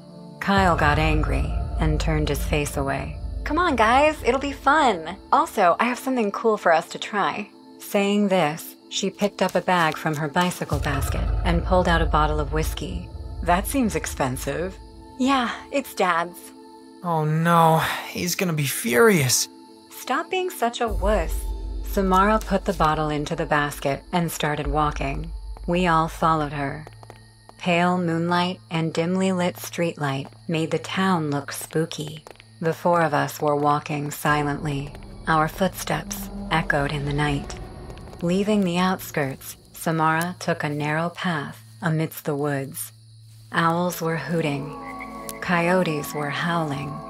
Frogs and crickets were having their big jam. Jeremy turned on his flashlight, and then we saw Blue Jasmine, the creepy, abandoned movie theater. Torn-up movie posters were still on the walls of the building.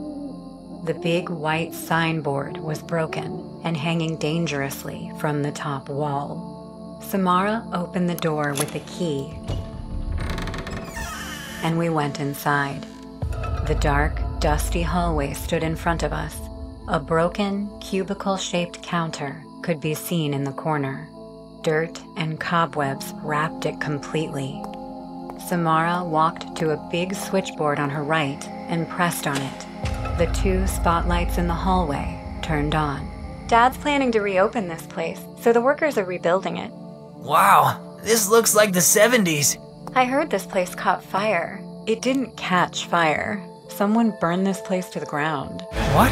Why? To kill all those people who came to watch the show that time. That's some nut job. How do you know this story? My grandma used to tell me about this place when I was little. She said she met her first boyfriend here. How romantic.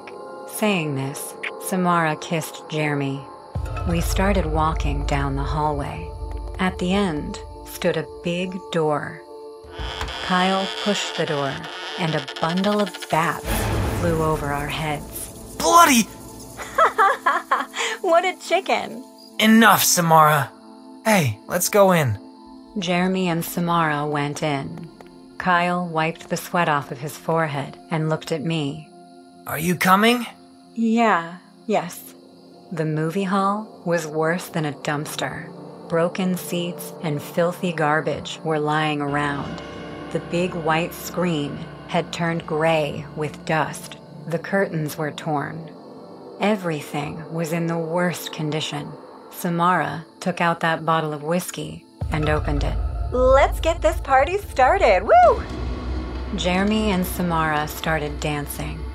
I'm not a big fan of drinking, so when I took the first sip, I ended up coughing. Samara ran to me. Hey, are you all right? Water. I need some water. I'll get some. Samara left for the washroom, and Kyle started patting my back. Jeremy, who was completely drunk at that moment, threw himself onto a damp, dusty movie seat, losing control. Dust flew in the air. His clothes got dirty, but he smiled, closing his eyes. Time went by, but Samara didn't return. I started feeling better. Kyle said, What's taking her so long? I'll go check. Jeremy slowly got up and with stumbled footsteps walked out of the room. He was probably gone for 2 or 3 minutes when suddenly we heard him scream. Stepping into the hallway, we found Jeremy staring at the ground with a horrified face. Samara's bloody t-shirt was lying on the floor. What the hell? Isn't that what Samara was wearing? Samara? Samara, where are you? We called out to her, but she didn't answer. Jeremy said, Susie, you wait here. We'll go check the bathroom. Just keep an eye on the exit. Do you think there's someone else except the 4 of us? Did he do that to Samara? I don't know, but I promise I won't let anything happen to her. I swear. Saying this, Kyle and Jeremy took one step when we heard someone's phone ringing. It was coming from that room. That's my phone. It must be Mom. Kyle, come with me. They both turned back. I watched them go in. While I stood there alone, I felt someone was watching me, but I couldn't see anyone. I was feeling annoyed at having agreed to come here. I called out to her a few more times, but she was nowhere to be found. Thinking we should call for help, I decided to tell Jeremy and Kyle. As soon as I entered the movie hall, a horrible scene unfolded in front of my eyes. Kyle was lying on the ground. Blood was pouring out of his chest due to a deep stab wound, and he was already dead. Jeremy was standing right beside him with a shocked face and a bloody knife. Oh my God, Kyle!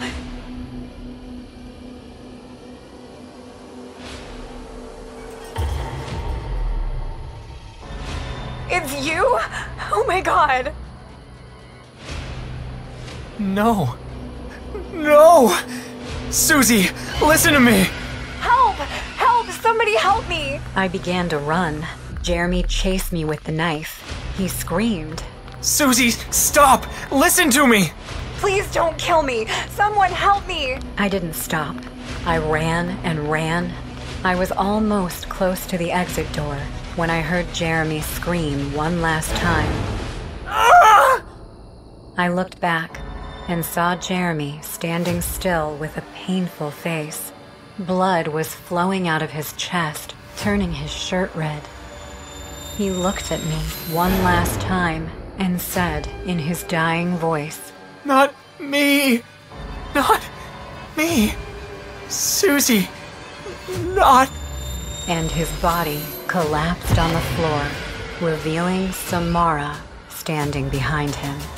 She was wearing a different t-shirt, and there were no wounds on her entire body. A sick smile lurked on her face while she gazed at dead Jeremy on the ground. She looked up, and I saw her face change. A sadness appeared, and she said, You can call the cops now, Susie. I know you wanted to tell me the truth. Go on. Dial 911. Why? Why this, Samara? You could have just called off the wedding. Called off the wedding? It was my wedding. I'm not gonna cry over this vermin and call it off. Even Kyle was on his side, you know. He would have done the same to you sooner or later. So I killed him too. You're sick, Samara.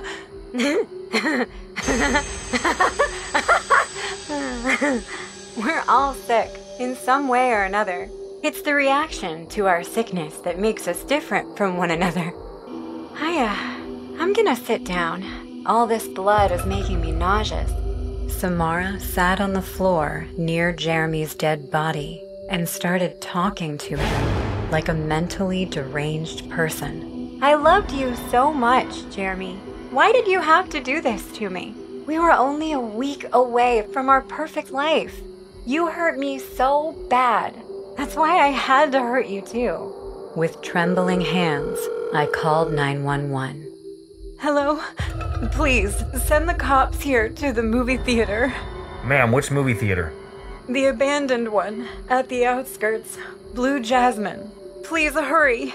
2 of my friends are dead and 1 needs medical help. Don't worry, ma'am. Stay calm. Help is on the way. Till the cops arrived, Samara sang for dead Jeremy. I had never felt fear until that night, watching my completely sane, normal friend turning into a deranged psycho wasn't easy at all. She was moving back and forth, sitting like a little girl, singing rhymes. Her voice fumbled, but the song she chose was pretty evident. But I can't help falling in love with you. Like a river flows surely to the sea, darling, so it goes. Some things are meant to be.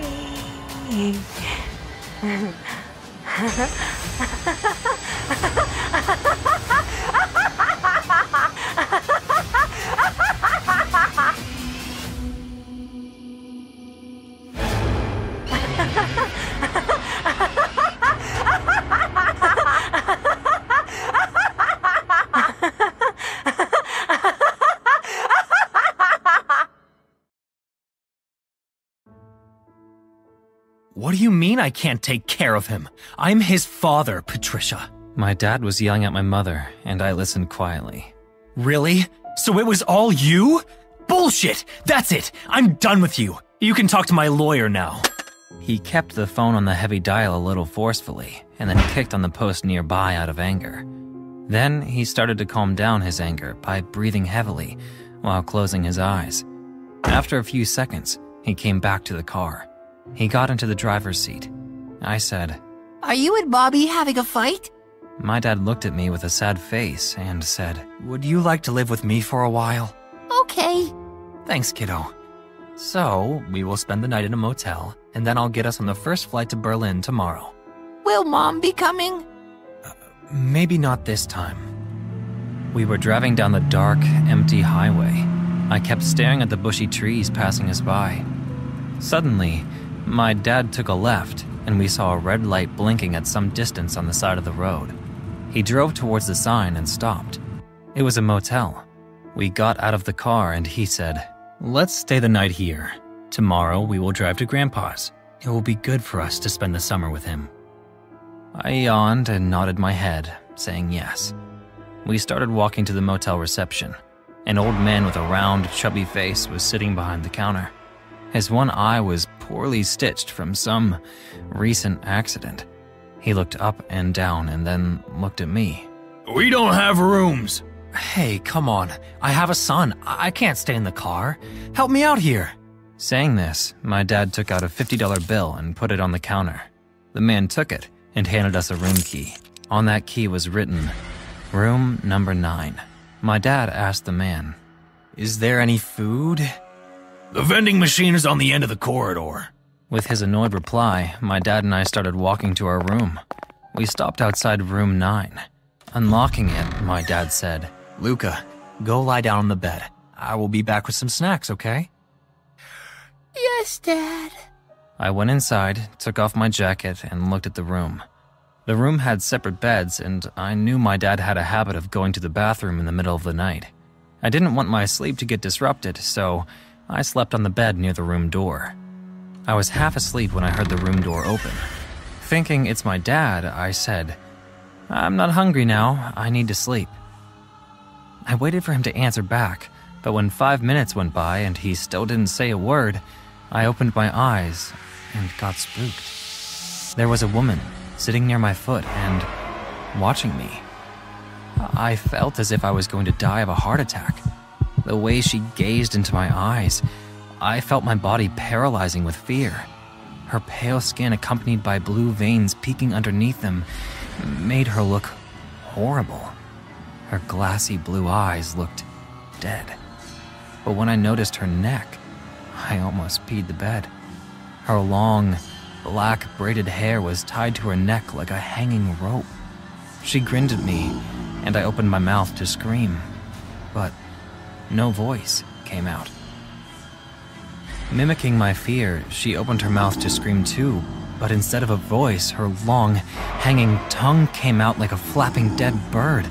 She started to choke herself with her own braid. Her eyes were bulging out. Her tongue was coming out. Her face started to turn blue when my dad entered and switched on the room light. As soon as the lights hit the floor, I found myself alone in that room. The woman was nowhere to be seen. Seeing me all freaked out, sitting on the bed while breathing heavily, he asked, "Luca, what is it?" I couldn't speak for a while. I just kept staring at him with my fearful eyes. My dad came close to me and said in a worried voice, Hey, did you have a bad dream?" She was sitting on the side of the bed and watching me. What? Who? Someone came into the room while I was gone? No, I opened my eyes and saw her. My dad checked the room, then the bathroom, but she was gone, vanished in thin air. I think you had a bad dream, kiddo. How did she look? Very bad. What do you mean by very bad? Her face was all blue, and her eyes were rolled up inside of her head. Her long braid was tied around her head. My dad's face changed to suspicion, and he slowly looked around the room. Then he looked back to me and said, "Let's get some sleep." We ate the vending machine snacks and went to bed. I don't remember the time, but I woke up hearing a spine-chilling scream. Suddenly, the lights started to flicker, and the cupboard doors began to open and shut like crazy. I screamed out to my dad, who was watching all this paranormal stuff happen right in front of his eyes. What's happening, Dad? Nothing, just a power outage.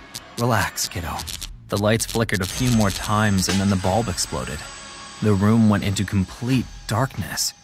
The moonlight from the window helped us to see.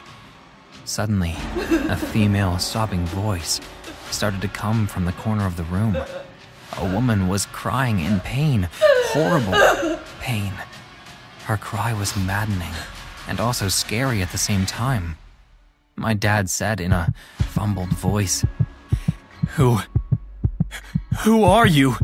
Help me. Where are you, Emmy?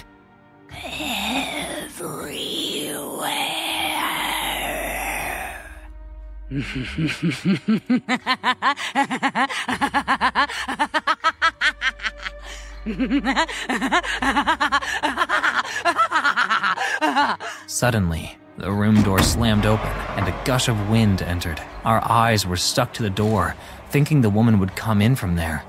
But instead, she came running from that dark corner. A scary-looking dead woman wearing a white dress. Her arms aimed for my neck. I screamed, and my dad grabbed me, and we both hugged each other, closing our eyes, waiting to die a horrible death. But suddenly, everything went silent. When we opened our eyes, the woman was gone. My dad didn't wait a single extra second.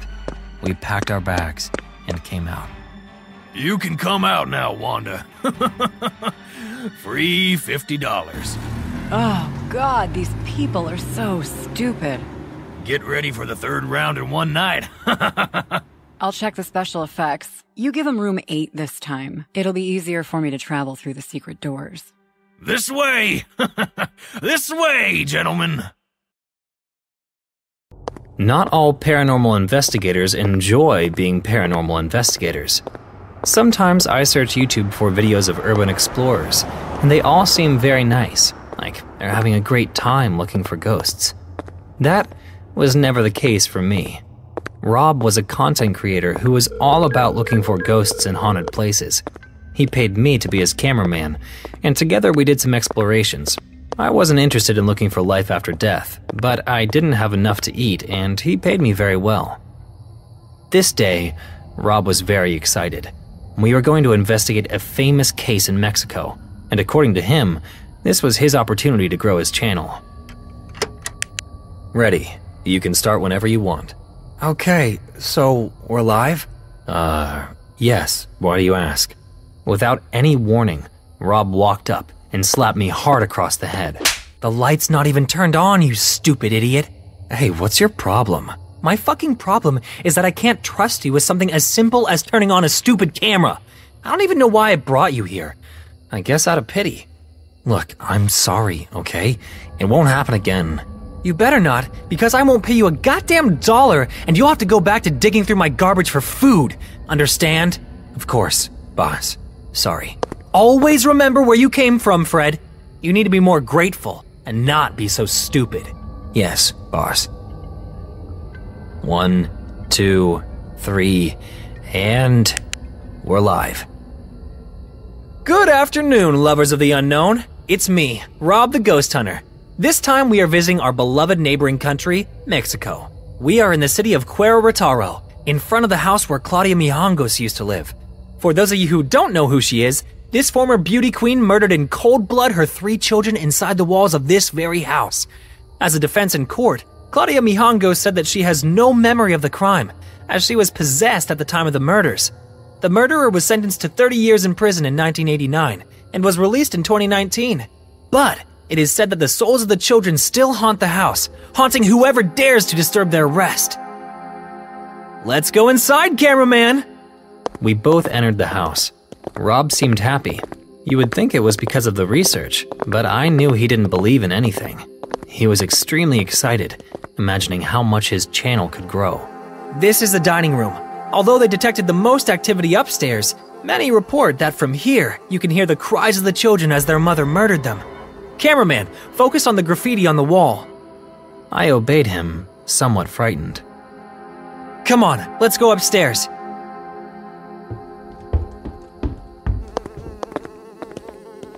As I was filming the walls, I realized that this place had been vandalized, and a part of me wondered if we were in danger. Not from the ghosts in the house, but from some criminal that might be lurking around. Did you study the story, asshole? Yes, sir. I'm Manuel. I live nearby. I heard strange noises, and I'm from Mexico. If you ruin this, I swear you'll know the meaning of the word hunger. You understand? Yes, sir. Good. Now turn on the camera. I turned the camera back on. This is the children's room, the place where there is the most paranormal activity. To share this gloomy space, we are joined by someone who, when this happened, was only a few houses away. I'm with a paranormal investigator, my cameraman, and my friend, Manuel Morales. I wasn't comfortable pretending to be someone else, but I needed the money, so I nodded. Tell us, Manuel, did you get to meet Claudia? A pleasure to be on this side of the camera. Of course, Rob, but I was very young when... What was that? Manuel, grab the camera, quick! Sir, this is a bad idea. What kind of paranormal investigator are you, Manuel? Come with me, this could be a great discovery! Rob told me this with a laugh, but I knew the look on his face. He was really mad at me for questioning him. As we went to investigate where the noise was coming from, we entered a room that was particularly darker. A few seconds after we entered, a figure lunged toward Rob, hitting him over the head with a bat. Without having time to lower the camera and defend myself, the attacker pressed a handkerchief over my face. Suddenly, I fell asleep. As I opened my eyes, my hands were tied behind my back with a rope. In front of me, Rob was also sitting with a woman in front of him, but he was tied by his feet as well. Meanwhile, my camera was in a table, pointing at us. You fucking bitch! Let me go! Who the hell are you?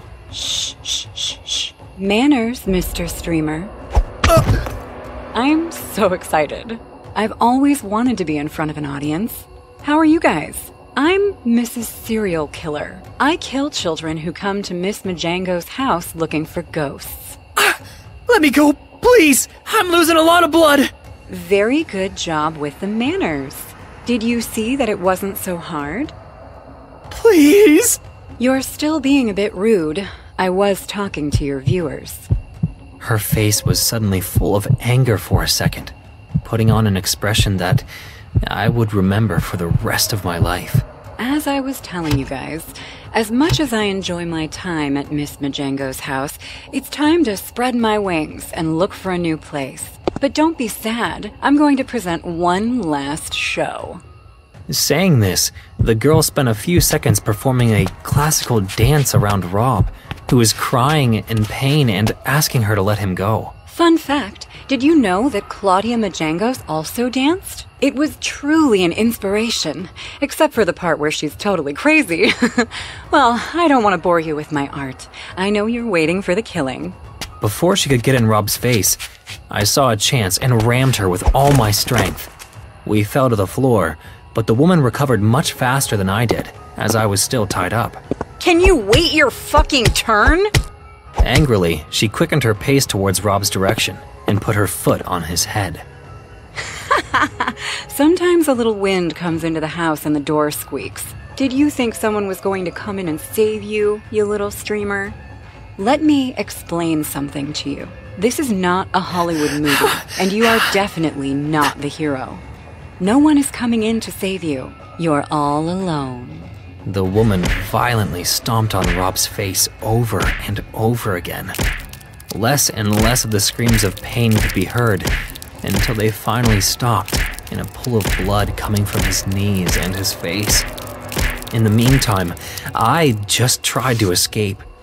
But a few seconds later, as I was slowly crawling down the stairs, I felt a kick and fell down. Hey, where are you going?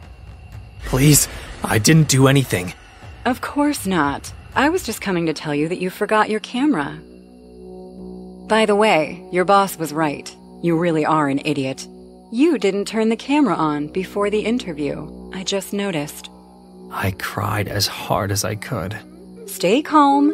I need a witness to tell my story. That's why I didn't tie your legs. I liked the streaming stuff, but I wanted a live witness, you know? Now, crawl to freedom, Manuel. I crawled toward the exit door until I felt a foot on my head. One more thing. Don't forget to tell them how pretty I am. I crawled to the exit, and as I went through the door, a lot of people outside the house came to my aid and pulled me to the streets. I was safe.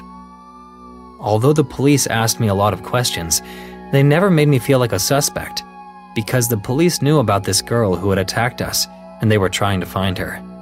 After a long time, I was able to walk again, and luckily my financial situation improved a lot. Sometimes I go on YouTube to see the news of what happened to me. No one ever talked about the murderer, since everyone thinks it was just another murder of the ghosts in Claudia Mijangos' house. My name is Skylar. When my mom left me at the doorstep of a church, it was evident my childhood was going to be hard. The church father handed me over to the system. I grew up in foster homes and got transferred from one to the other for all the wrong reasons. This happened at the time I went to a new foster home, which also happened to be my last one. I was 14 years old at the time when I was sent to live with a woman named Sarah Swindler. It was a sunny morning. I was watching the picture-perfect neighborhood from the car window, while Mr. Coleman drove me to my new foster parent. Upon reaching them, as we stopped the car in front of a white wooden house, the main door opened immediately. Sarah came out wearing a flowery dress. Instead of looking beautiful, she looked pretty weird. because of the way she was smiling and staring at our car. Her glassy eyes, accompanied by red lips, made her look very creepy. Her blonde hair was tied in a bun. A big pink flower was attached to it. We walked to her porch and Mr. Coleman greeted her. Good morning, Mrs. Swindler. Morning, morning. Please, come in. She looked at me and came close to my face. Flashing her crooked white teeth, she said in her shrill voice, Welcome home, Skylar. We're going to have so much fun here. I shook my head in awkwardness and she took us inside the house. We sat down on her couch and she sat next to Mr. Coleman. Would you like some tea, Mr. Coleman? No, thank you. I have to rush. Can we get straight to the paperwork? Yes, of course. Mr. Coleman took out a long envelope from his suit pocket. He gave his pen to Sarah and said, I need your signatures on the letter. Sign here. Sarah signed immediately. Putting the envelope back inside his suit, Mr. Coleman said, This is just a formality. Call me whenever you need. Of course I will. Thank you so much. Would you like to say goodbye to your Uncle Coleman? Be a good boy. I will continue to visit you, okay? Yeah, okay. Drive safe. Take care, you two. After Mr. Coleman left, Sarah took me to my room.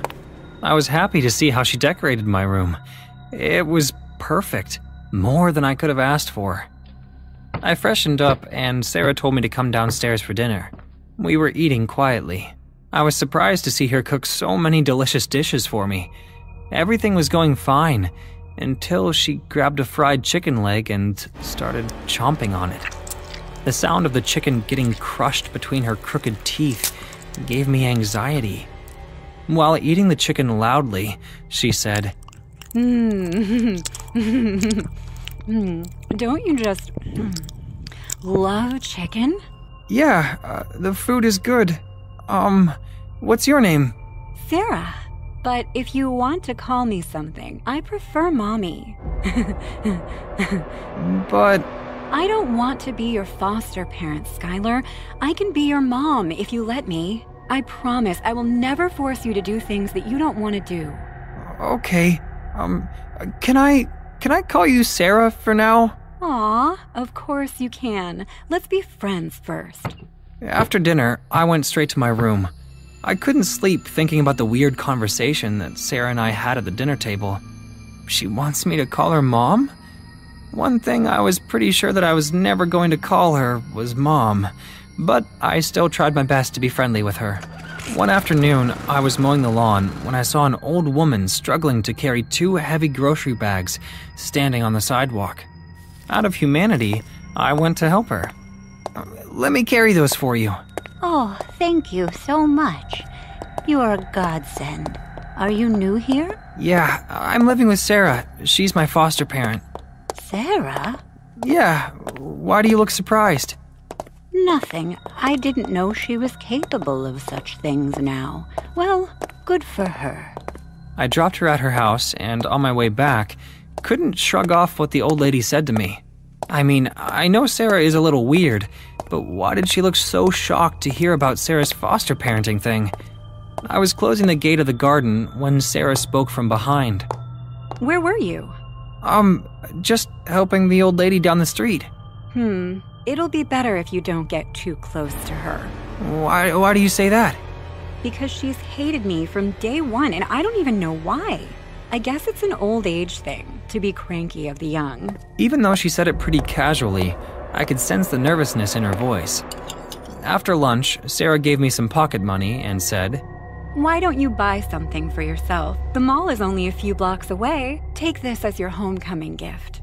Thanks. The weather was nice, so I happily agreed to go and check out the mall to pass my time. Sarah watched me leave, standing on the porch. I was walking to the mall, but my mind was still stuck on the words of that old lady. I was halfway there when a weird feeling set in. I wanted to find out more details, so I decided to talk to that lady. I turned back and started walking towards her house. When I reached there, I found the main door already open. A slight ray of light was coming from the gap in the main door.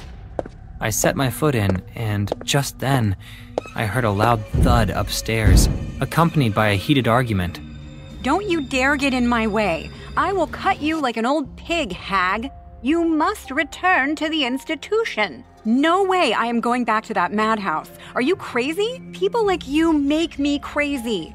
Listen to me, Sarah. You need help. I'm sure the institution will let you see him if you agree to cooperate. I don't need anyone's permission to see my son, and you know nothing about me. I know you did something horrible. Otherwise, why would they separate you from your child? I couldn't believe my ears. So, Sarah is... Just then, I heard a scream. It was the old lady. I ran upstairs at full speed, and as I opened the bedroom door, I saw Sarah strangling her. I will never forget her face from that moment. Her eyeballs were bloodshot in rage. She was grinding her crooked teeth while putting her entire strength onto the poor lady's neck. I don't know what happened to me. With trembling lips, I uttered, "Mom!" Sarah let the poor lady go and turned back. But this Sarah had a completely different face. Tears started to roll down her cheek, and she shook her head like a criminal. "If you are my mother, then why did you leave me?" I didn't. I didn't want to leave you at the church door, but there was no other way. The old lady lay unconscious on the floor while Sarah revealed the final truth. I got pregnant when I was 16 years old. My strict Catholic parents sent me to this mental institution to hide me from society. They felt so ashamed, they didn't care that they sent their only child to that hellhole. I knew the people of the institution wouldn't let me keep you after your birth, so I decided the night you were born. I wrapped you up in a towel and sneaked you out of the building. I was almost near the gate when the guard saw me. Having no other option, I hit him on the head with a heavy rock. I guess the madness in that place did turn me a little crazy. But even though I got past the gate, I knew they would come for me with the cops. I knew I wouldn't make it very far. So I ran and finally saw this church. I dropped you there and then hid in the woods from the cops for 8 months. Once they stopped looking for me, I went back to the church, but you were gone. You were being sent to foster homes, like an orphan. Then why didn't you meet me or try to get me back? You're already staring at me like I'm some kind of psycho. You would have freaked out if I tried to approach you when you were a child. I realized whatever she said was honest and true. I looked around and saw the old lady coming back to her senses. I looked at Sarah and said, "So, what do we do now? She'll call the cops as soon as she wakes up." I don't want to go back there, Skylar. I just want a normal life. I looked at my mother and saw how deeply she loved me. Maybe it was that long-awaited love that turned me a little crazy at that time. I wiped her tears off and said with determination, "We are going to be happy now. We're going to live a normal life now, I promise you." What happened next wasn't planned, but it happened anyway. Sarah and I put a pillow over that old lady and didn't flinch until her body stopped moving. We turned on all the gas lines and, on our way out, lit the house on fire. I'm glad no one saw us leaving that place, or things could have been much more difficult. I am happily living with my mother now. Mr. Coleman comes to visit me every month, but no one has the slightest idea of our dark secret. The old lady's death got ruled out as an accident. Her body was burnt to ashes along with the house. Everyone knows that she died in a house fire. I regret killing that old woman, but not everyone in this world gets what they want the easy way. I was driving my car in the middle of the night on a stranded highway surrounded by deep woods. It was raining slowly. The car wipers were moving after every few seconds and wiping the windshield clean. Holding the steering wheel with one hand, I tried to navigate to my location with Google Maps, but the network issues made it impossible. Where the frack am I? I had been driving for the last 2 hours, trying to find a place for the night, but luck was not in my favor. I tossed my phone onto the passenger seat, yelling, "Damn it! I should have listened to Dad." I stopped the car under a tree and came out holding my phone. I tried moving it around just in case it caught a signal, but like I said, my luck was rotten that night. Great! No signal! What more? I wandered down the empty highway. I was feeling completely clueless when I heard leaves rustle behind me. Turning around, I said, "Who is that? Hello?" A shadow moved quickly and vanished behind a big tree. The chirping crickets mixed with the howling coyotes made me realize I was not in my own neighborhood. I was in the middle of nowhere, and if someone could help me in this situation, it would be only myself. I drove for another half an hour and found a motel on the side of the road. The rain got heavier as I parked the car inside. There was no one in the reception. The motel looked old and rusty, but beggars can't be choosers, so I decided to stay the night anyway.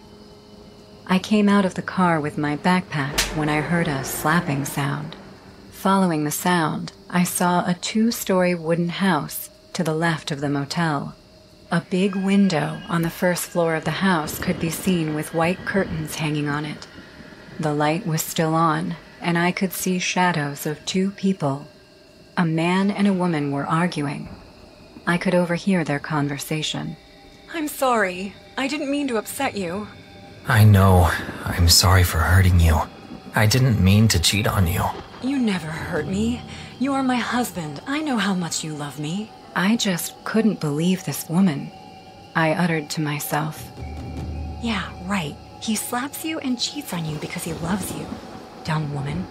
Just then, the woman behind the curtain turned to the window. Feeling awkward and a bit startled, I quickly went inside the office. I was pretty sure that the woman saw me eavesdropping.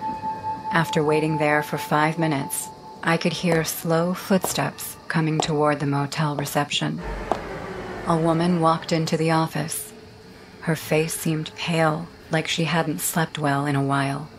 She got behind the counter and gave me an eerie smile. Sorry. Dry month. We rarely have guests at this time." "No problem. I would like a room." "Yes, of course. Single bed?" "Yeah, that'll do." She handed me the key of room number 3 and said, "Here's your key. It's $35 a night." I gave her 4 $10 bills, saying, "Keep the change, thanks." I was too tired to stop for a chat, so I headed straight to my room. I turned back to the house one last time, and the hair on the back of my neck stood up.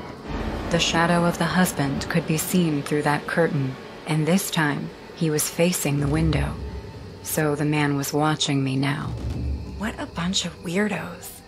Spooked out by all this, I walked faster and got inside the room, closing the door behind me. The room looked old. The room's furniture included a table, 2 chairs, a lamp on the bedside, a jug of water on a stand, and a small wooden cupboard hanging on the wall. Dirty, dusty wallpapers were resting on the damp walls. Ugh, dry month it is. I changed into my pajamas and went to wash my face before going to bed. The washroom had a big mirror with water stains on it. The leaky faucet in the sink was creating a spooky tapping sound. As I turned back to the room, my stomach dropped. The room light was turned off. Looking at this invincible darkness outside the washroom, I realized someone came into my room. Drops of sweat appeared on my forehead. I slowly grabbed the metal toothbrush stand and said in a fumbling voice, Who is it? How the hell did you get in? This isn't funny, okay? You can see me, but I can see you. Oh my god! I ran to close the bathroom door, and heavy footsteps rushed at me. Before I could close the door, the woman behind the counter surfaced from that darkness, holding a sharp knife. What are you doing here? She smiled like a creep, and her left eye twitched. You think you can take my husband from me? He's mine, okay? Are you out of your mind, you psycho? Before I could get a hold of the situation, the woman charged me with the knife and ended up slashing my arm. I screamed in pain as blood came out from the deeply cut wound.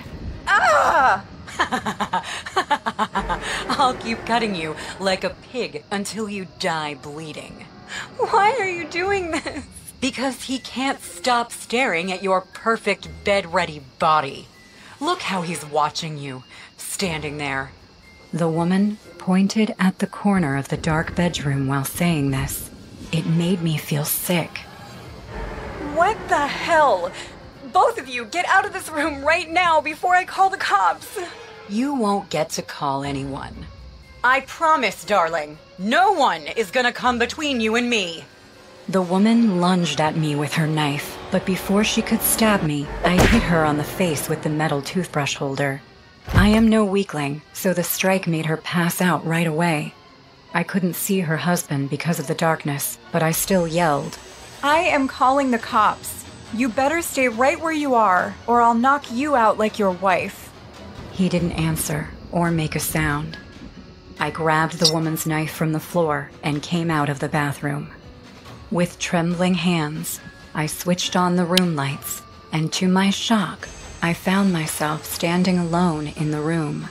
The husband was nowhere to be seen. Thinking he had escaped, I locked the door and called 911. The woman was still unconscious when the cops arrived. They took her away in an ambulance, and one cop came to me. Ma'am, how are you feeling now? I think her husband is hiding somewhere in the room. She told me he was watching me. That's why she wanted to kill me. That's not possible, ma'am. Did you check the room? We don't need to check the room. We found her husband. Well, where is he? I don't see you handcuffing that peeping Tom. We found him dead upstairs in that house. What? Yes, it seems like she murdered her husband a long time back. There's no way you could have seen or heard her husband. That guy has been dead for a month now.